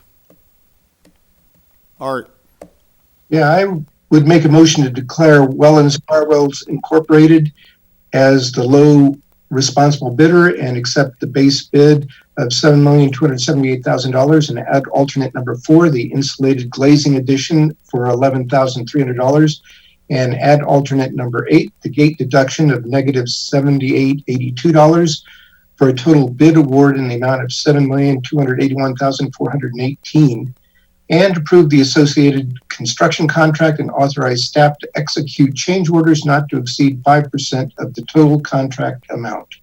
Gina. Second. Okay, we've got a motion by Art and a second by Gina to declare Wellens Farwells, Inc. as the low responsible bidder and accept the base bid of $7,278,000 and add alternate 4, insulated glazing, $11,300, and add alternate 8, gate deduction, $7,882, for total bid award in the amount of $7,281,418, and approve the associated construction contract and to authorize staff to execute change orders not to exceed 5% of the total contract amount. I will start the bid or the motion with Brandy. Okay, so I want to have some discussion though. Art, Wait, you want to have discussion now? yes. Were you asking for voting on this right now? Yes. Okay, because I actually wanted to talk about the solar panels a little bit now that we've had the motion in the second. You have the floor. Say whatever okay. you want. Thank you, Mayor.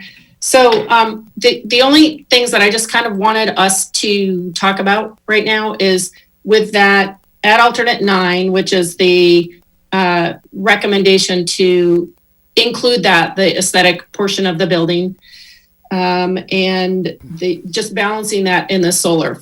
I've heard from many people that really are very supportive of the police station and really want that solar panel as a part of it.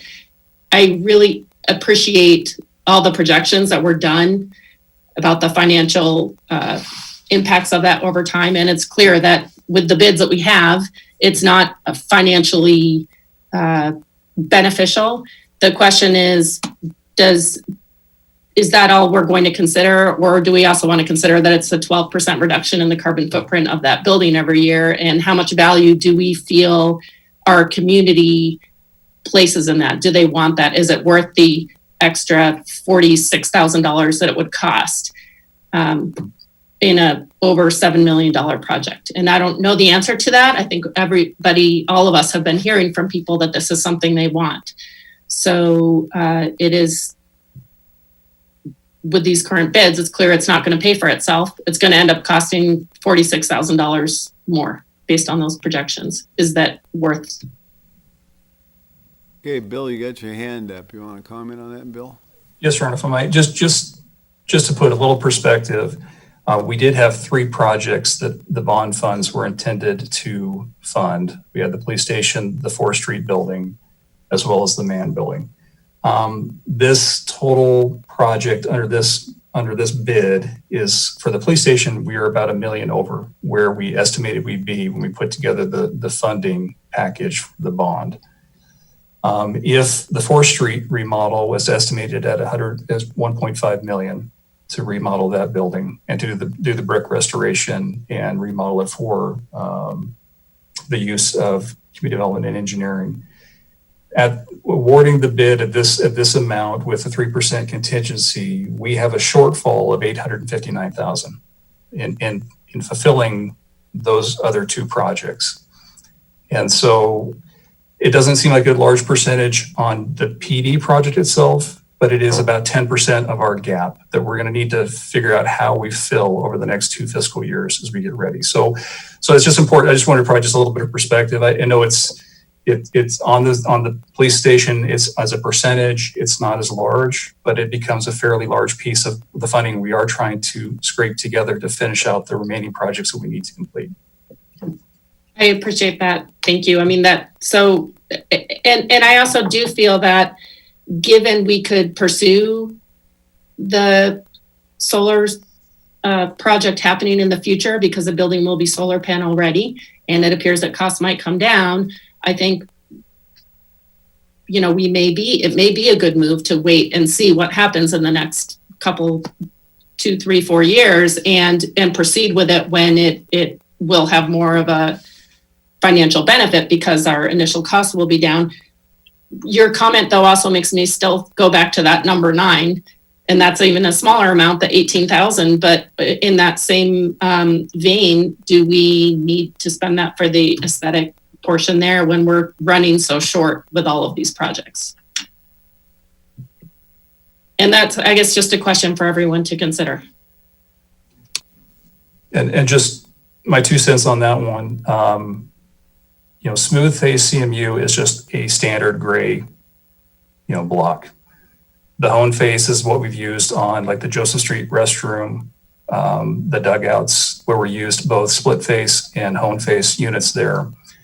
And this is going to be a 60 to 70 year life building. And I think having that additional aesthetic improvement by the hone face CMU will be a benefit in the long run rather than just going with a somewhat plain cement block for essentially the majority of the building ground floor wall area that people will interact with as they approach the building, as they see it from the street. I just think it is something that I think is worth funding in the project. But that's my 2 cents.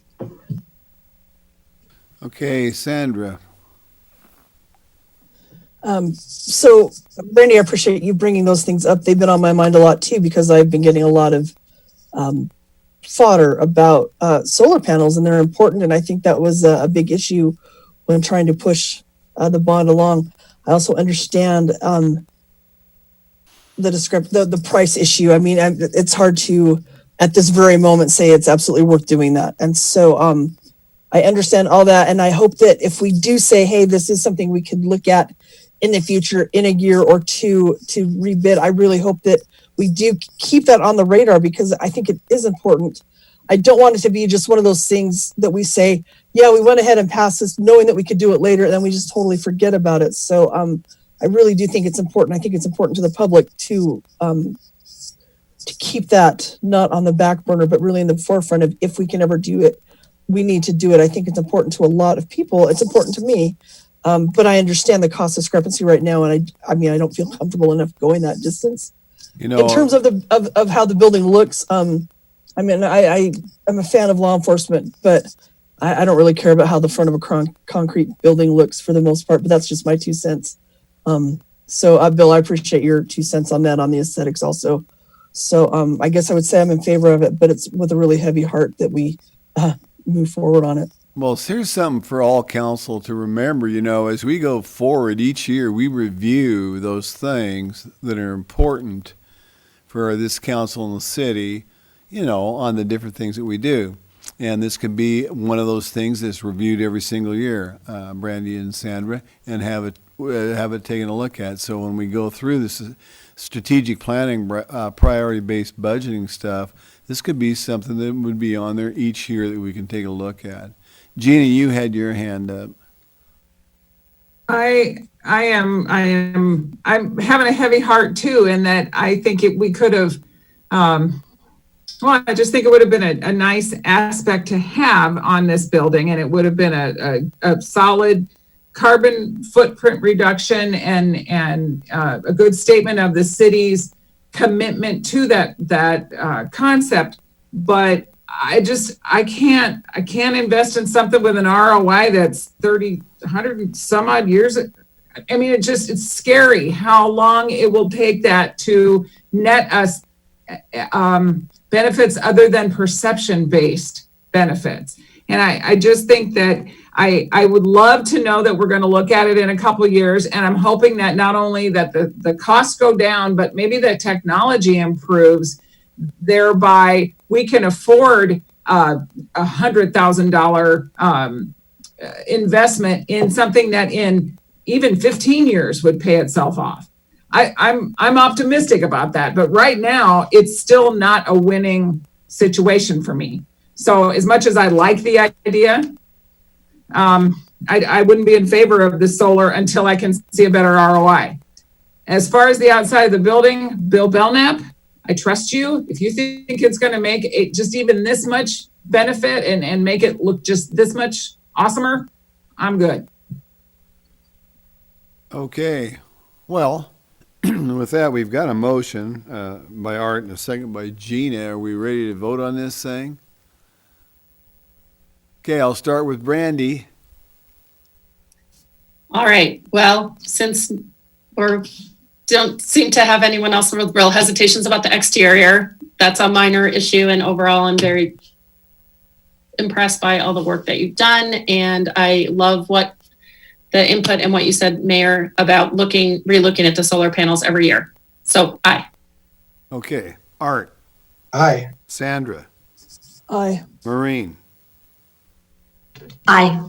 Gina, Aye. and Dan. Aye. Okay. One thing I want to mention before we go on to the next item on our strategic planning, as we go forward, you know, something that is very important to this council, is important for me too, is carbon deductions as we go along, getting our footprint down. And that's something that we're going to be looking at every single year. I think it's very important for all of us. It's important for our city.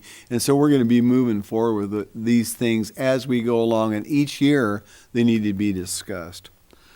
Okay, with that, I'm going to move on to item number 8, which is Main Street right-of-way discussion and potential direction. Gary Reedner is going to fill us in on this. Gary?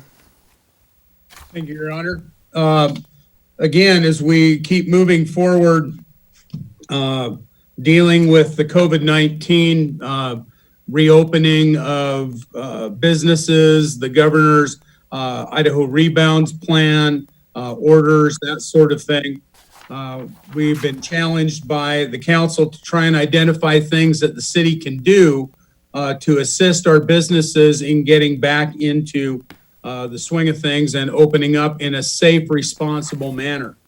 In looking at the city's reopening plan that I'll be reporting on in a few moments, as well as those that are regulating businesses, you've seen protocols. I've been mailing those out to you as they are issued by the governor's office.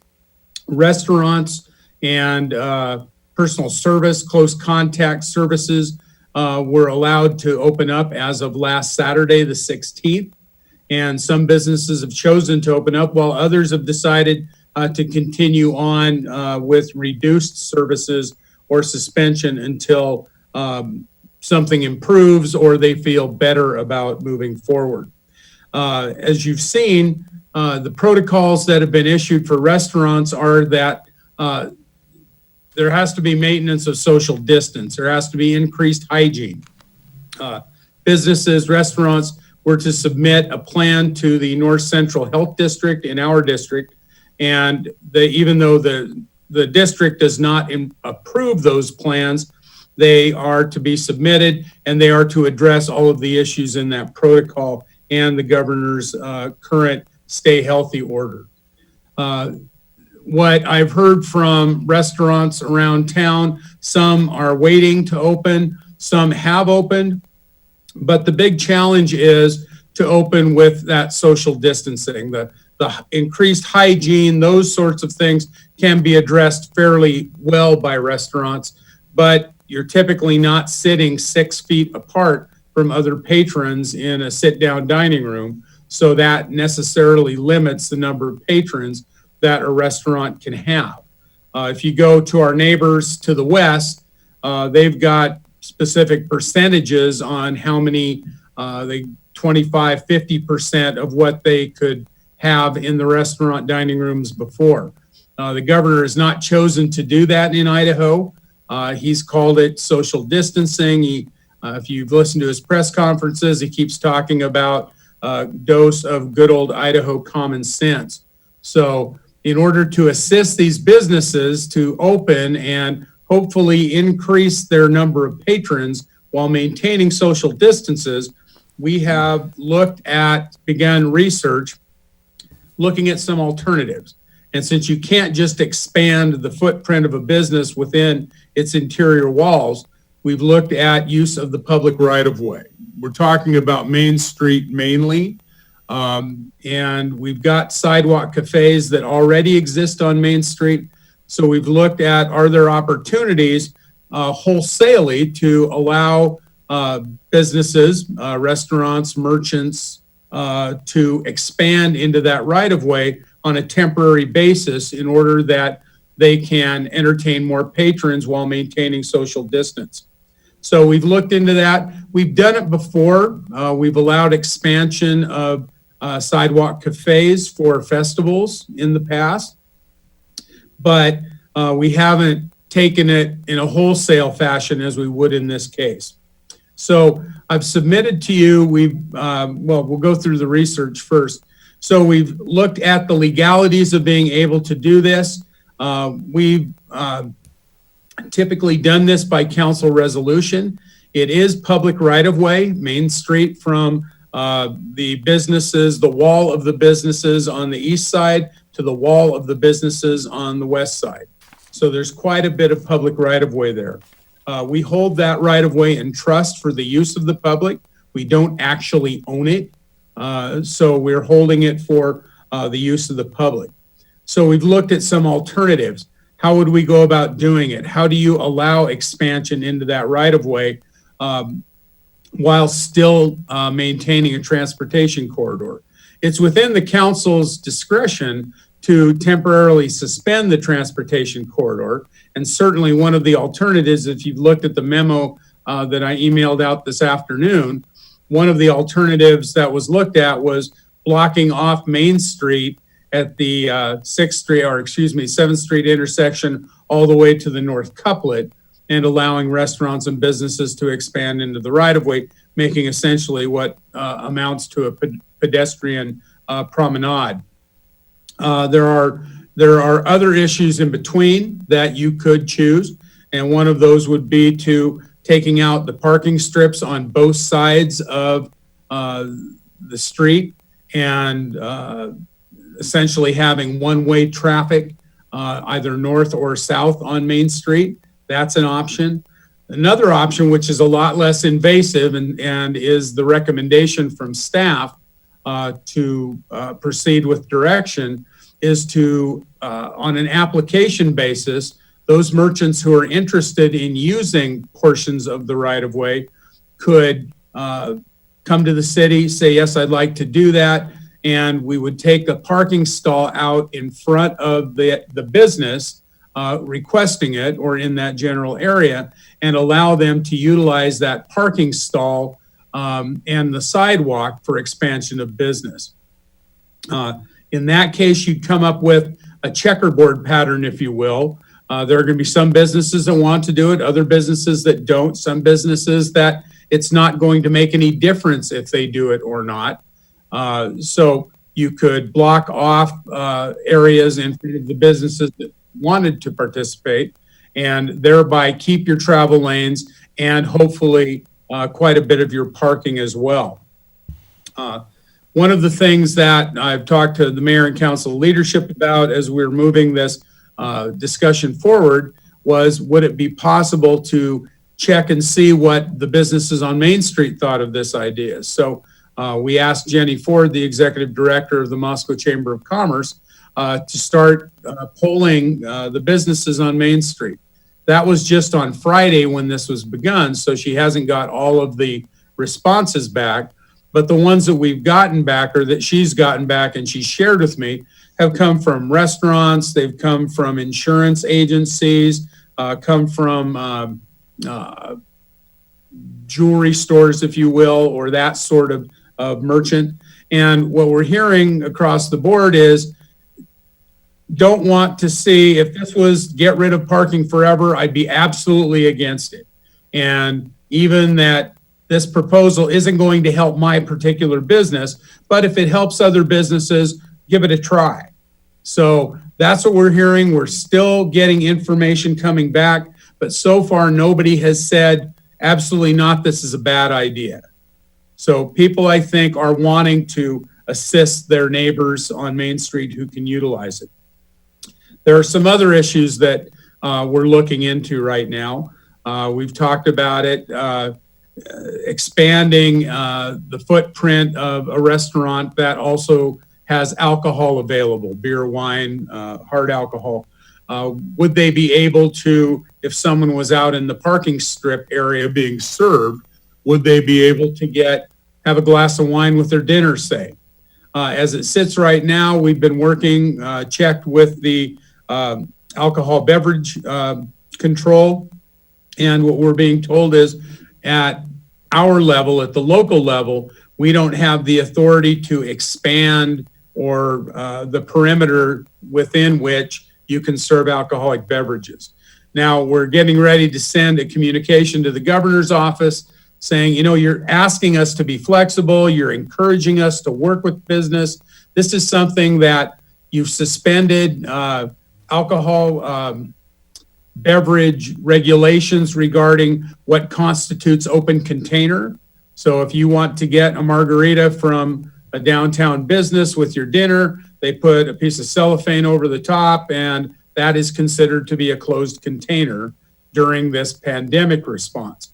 It seems to me that the governor might be willing to allow localities, and we approve alcohol permits are issued by the state, the county, and the city. So 3 different sets of regulators are looking at this as these parameter fences or whatever are being looked at and being submitted to the state. Our police and fire chief are looking at those and approving those for submission to the state.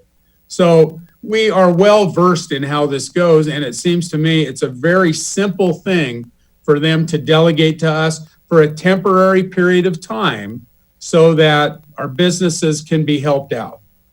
So these are some of the things that we're looking at. Again, still very much in the formative stages, but wanted to let the council know what was happening and asking for any direction. So with that, I stand for any questions. Gary, one thing we got to keep in mind here in a couple of weeks, we are going to open up downtown, the farmers market. So on those Saturdays when we start doing that, how will this affect that market? Well, and that would have to be worked out. A lot of it would have to do with what kind of barricades are we using around these parking spaces. If they're mobile, might be able just to take them back to the sidewalk. I can't say, Mayor, we haven't gotten to that stage yet, but there are some different alternatives we could use. Tyler Palmer came online with his hand up. Tyler, you got a comment on that? Yeah, Mayor, as Gary indicated, we're really in the preliminary stages, but we have had some initial conversations with Amanda specific to the farmers market question. And while the full closure promenade would probably cause some issues for her, she thought that the option C that was presented may actually be something we could work with. She's been looking at with the vendors how she tries to have some intermittent spacing and encourage that spacing. And so potentially using the people who would choose under that option to have a location in the parking area or not may be of assistance. So, but we've had some preliminary conversations, but as Gary said, it definitely would need more fleshing out. Well, I think it's an intriguing idea. Okay, Maureen had her hand up. I think it's a very creative idea. I appreciate everyone's work on it. I have a couple of questions in terms of how many people we anticipate using or exercising that option. And in part, because if a lot of people exercise that option, I want to make sure that there ends up being a priority for disability parking. Because, I mean, that's my disability, that's a problem with number one. I think one, it violates the ADA, and two, it also just, even if it wasn't the law, I also think that there's a problem there with respect to making sure that we provide adequate parking for people who are disabled to be able to use those facilities. And then I was also thinking that if you have restaurants near each other and a bunch of them use it, then where do you put the parking places? It's just one of those, Tyler's gonna have to work it out, that there's special places for people who want to park as well as parking spaces for people who just want to pick up their food and go. So those two, or maybe they want to go out the back door with those people instead. I don't know, but those are just kind of some of the questions that I have on that. I also think the idea of using the empty stall between two stalls at the farmer's market seems to me to be problematic because it ends up putting people in a space that you wanted to separate people from. So those are just a couple of my concerns, which you guys are going to have to address. Okay. If I may? Yes, go ahead, Gary. Yeah, and just in response to that, again, very preliminary, ADA parking or disabled parking, we deal with that with the farmer's market. We certainly, if a situation like this were to develop, so we have a temporary solution, we can create temporary disabled parking spaces. Right. I got that flexibility. Agree with you. There have been some folks who they've got a pretty brisk takeout business, and we certainly don't want to negatively impact them. But there are some alternatives that may include going out the back door to the Jackson Street parking lot is a great example. There are side streets. There are lots of options that we'd want to engage those folks, talk to them, because we want to have as good a comprehensive solution as we can have. So again, we'd look into that. Brandy. Yeah. What I really like about this idea, and I would second what Maureen said, very, very creative. I don't know how Tyler and you all came up with this, but it's really great, is that it allows each business to decide what is more valuable to them, preserving those takeout spaces or utilizing that space for additional tables. And various businesses, for one, it may be keeping the spots, and for others doing the tables. So it allows the businesses to choose, which I think is ideal. And with the, you mentioned with sidewalks, so I'm assuming you would still need to keep the required amount of sidewalk space clear for accessibility. Okay, I see Gary nodding. Okay, that's good.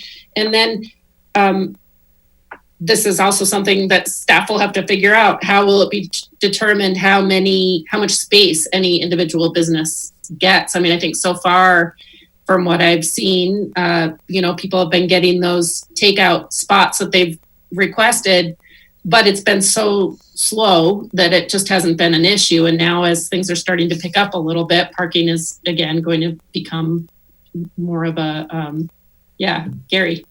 Gary. We've got regulations that in a typical sidewalk cafe, you have to be within the frontage of your business.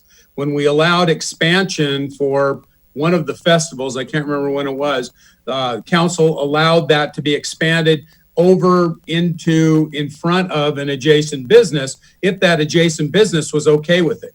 So there are lots of things that it really is going to take engagement of these businesses to see what's going on. And having looked at this, I know the city of Ketchum is looking at it.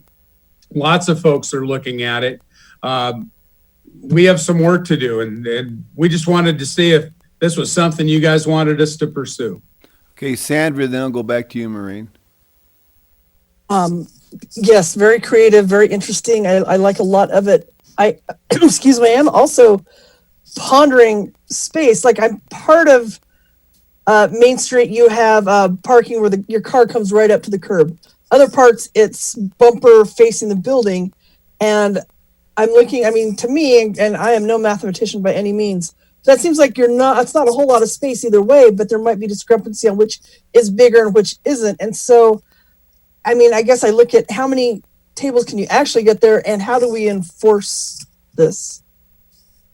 Enforce from enforce from a law enforcement standpoint? Just enforce, if we say you can only have 2 tables here and it can seat 4 people at each table, who's going to go around and be the hall monitor on that? Well, not to echo the governor, but the modicum of good Idaho common sense, I guess. That was my concern. I haven't seen much of that. Well, you know, it's one of those things that we can't police everything, but certainly if it is a licensure, if it is a temporary permit that is issued by the city, typically the city clerk is charged with reviewing that. If somebody has a sidewalk cafe violation, then Lori goes down, inspects it, and contacts the owner. Building inspectors may do that, so on and so forth. If it is a permit situation, then you could revoke the permit if they don't come into compliance. Gary, we're talking about this being temporary, so have you got any idea how many weeks you're talking about here? Well, we're in Idaho, North Idaho, so the weather will drive people inside once we get into September, late September, early October. Because you're thinking like 3 months or something like that. For maximum flexibility, I would probably say through the summer and into the early fall. Again, a lot of it is going to depend how the state reacts to the rebounds program and the protocols, and whether we see an increase in COVID cases or it stabilizes. Okay, Maureen. So one of the things, I want to say I'm really excited about this project. I listed all the concerns that I had, and I know that you all will address those.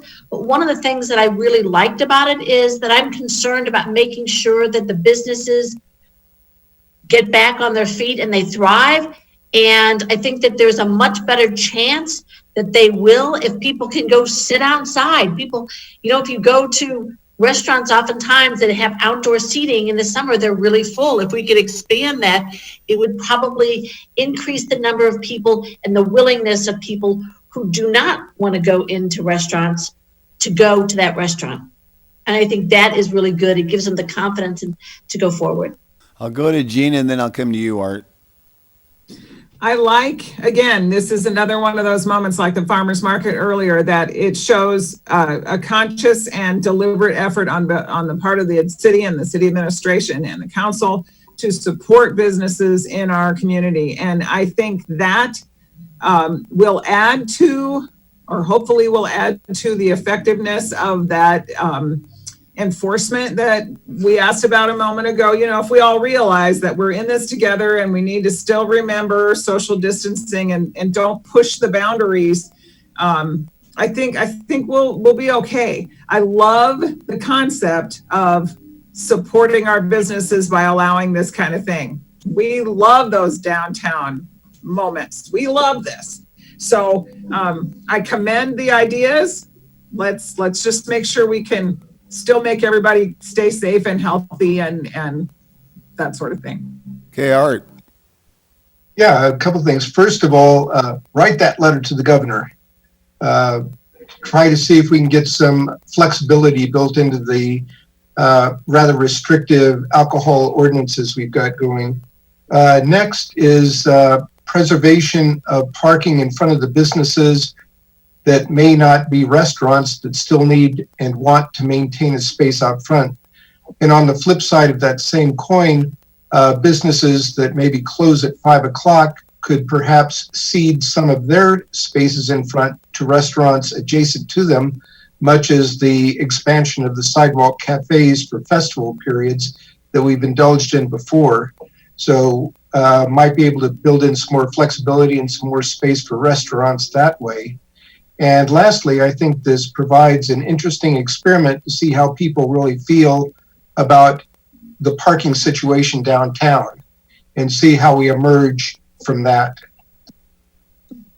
Well, Gary, I think everybody's kind of excited about it. Seems to me like the direction is to go ahead and move forward with this, get that letter wrote, and look at alternatives here this next week or so. Brandy?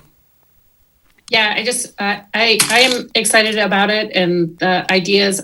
I do think it, at whatever next stage of proposal that's come up with, I think it is really important that the businesses continue to be involved and contacted once there's a little more detail. I mean, we have a lot of questions that don't have answers yet, which is entirely understandable. Everything is moving really quickly. But once it's a little firmer, I think it's really important that we don't just decide this looks great. I think we really have to reach out and with the assistance of the director of the Chamber of Commerce and make sure that the businesses, whether they're the restaurants or not, really are on board and that they want this.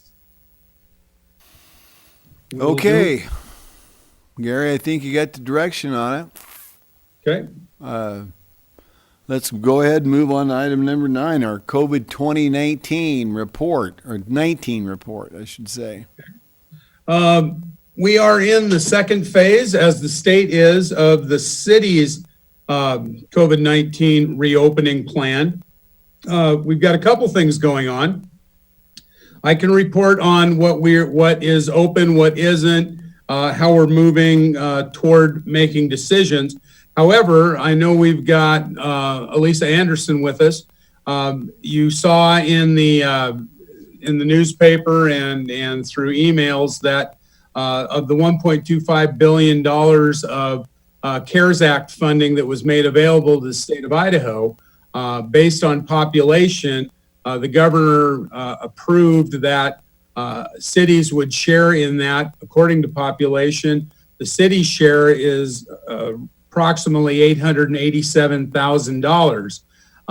That doesn't mean that it's like state revenue sharing and we will get a check for $887,000.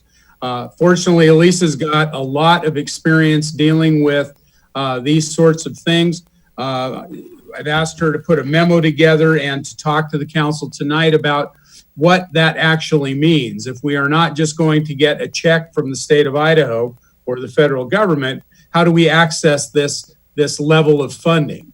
And it's a reimbursable situation, a little more complex than we would like, but Elisa, if you wouldn't mind, Your Honor, if it's okay, I'd like to have her report on that. Go ahead. Elisa. Thank you. Good evening, Council. We actually just gained access to what's called Transparent Idaho website last week, which gave us a little better idea as to how the funding would be available. And at this point, I have been able to research that for hard cost based on, supplies and things that we've had to buy. We will need to submit an outline of what the item is and a receipt and a description with a reimbursement request. Right now, the city has accumulated about $210,000 in hard costs of expenses.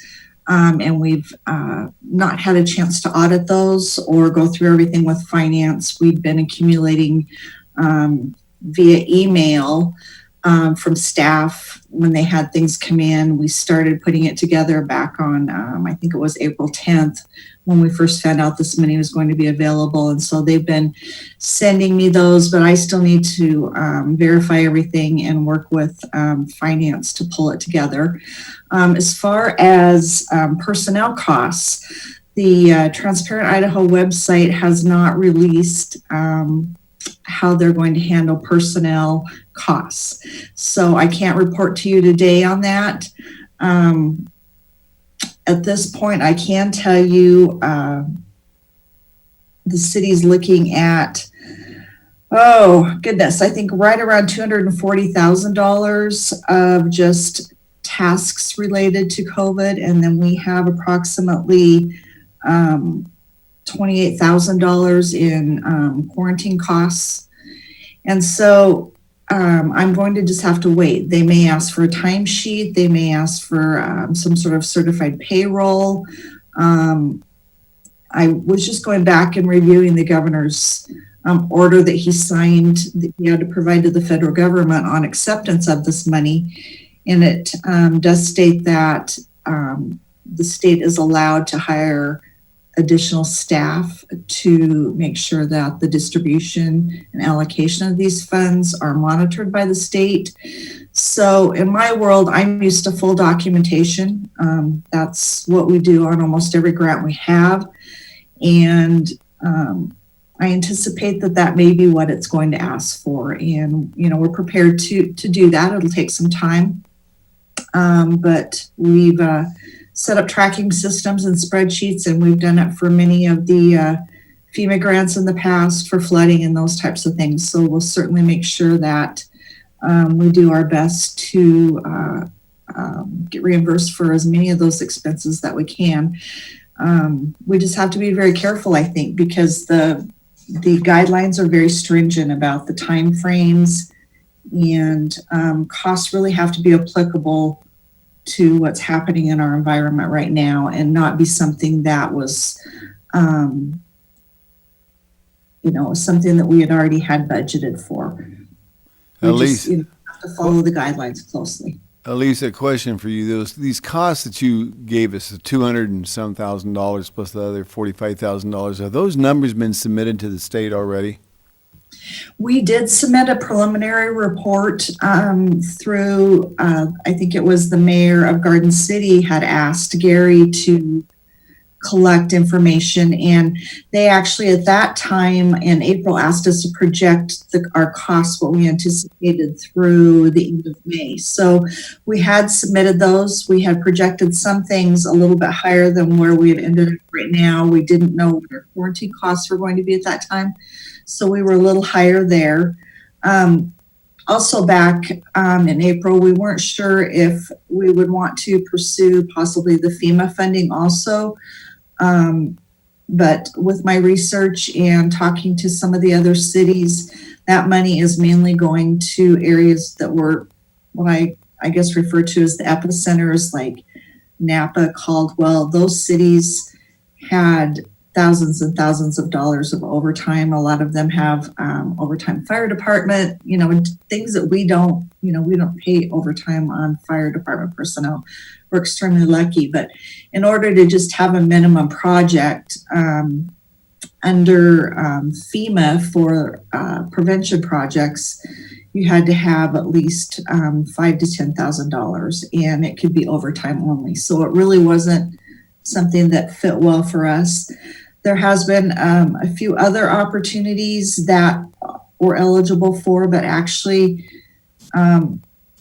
going out for this money is probably less staff intensive than it would be to say go out for a assistance to firefighters grant, because there's so much monitoring and procurement and things like that that go along with this. I will say that I have not seen any procurement requirements come out of any of the guidances that we've had, because mainly people were just scrambling to get the materials and the supplies that they needed. So I think the question at this point is how much staff time and personnel is going to be allowed, and if they'll allow us to use a fully burdened payroll, which would mean all of our fringe benefits to go along with it. I anticipate that maybe the payroll tax, the employer's portion of the payroll tax, may not be eligible because of federal funding, paying for federal funding, those types of things. But they were supposed to release the personnel and payroll module today on Transparent Idaho, and I waited as long as I could to report back to Gary at 4:00 when I knew at that point Boise wasn't going to put anything else out. So we're registered. We're set up to begin the process and submit for reimbursements as soon as the module opens. All they've done at this point is shown us what it's going to look like to collect hard costs. Okay, Gary? Your Honor, I would note as well, and Elisa made it mention of this, is that our big losses come, like the businesses, from lack of revenues coming in. These funds can't be used to replace lost revenues. And as we talk about doing budget holdbacks and things like that, what we're really talking about is not having revenues sufficient that we appropriated from last year or the current year's budget. So that is something that the CARES Act is clear about, that you may not use that to replace those revenues. Okay, Brandy? Can you use it if at some point we are able or decide to provide some kind of utility relief to citizens? Could it be used for that? No, okay. Those would be revenue replacement. So. Yeah, okay, you're right, yep. So what about, and also, Elisa, submit for those funds as they accrue, or do you have to say we will accept this full amount and then you have to account and return whatever doesn't qualify eventually? It's reimbursement request only, so we have to submit with full documentation as far as the hard costs go at this point and request reimbursement. So the max that the city of Moscow can receive is that it was the $887,100, I think it was. So that's the maximum. And of the dollar amounts I gave you today, we were at a total of $498,773.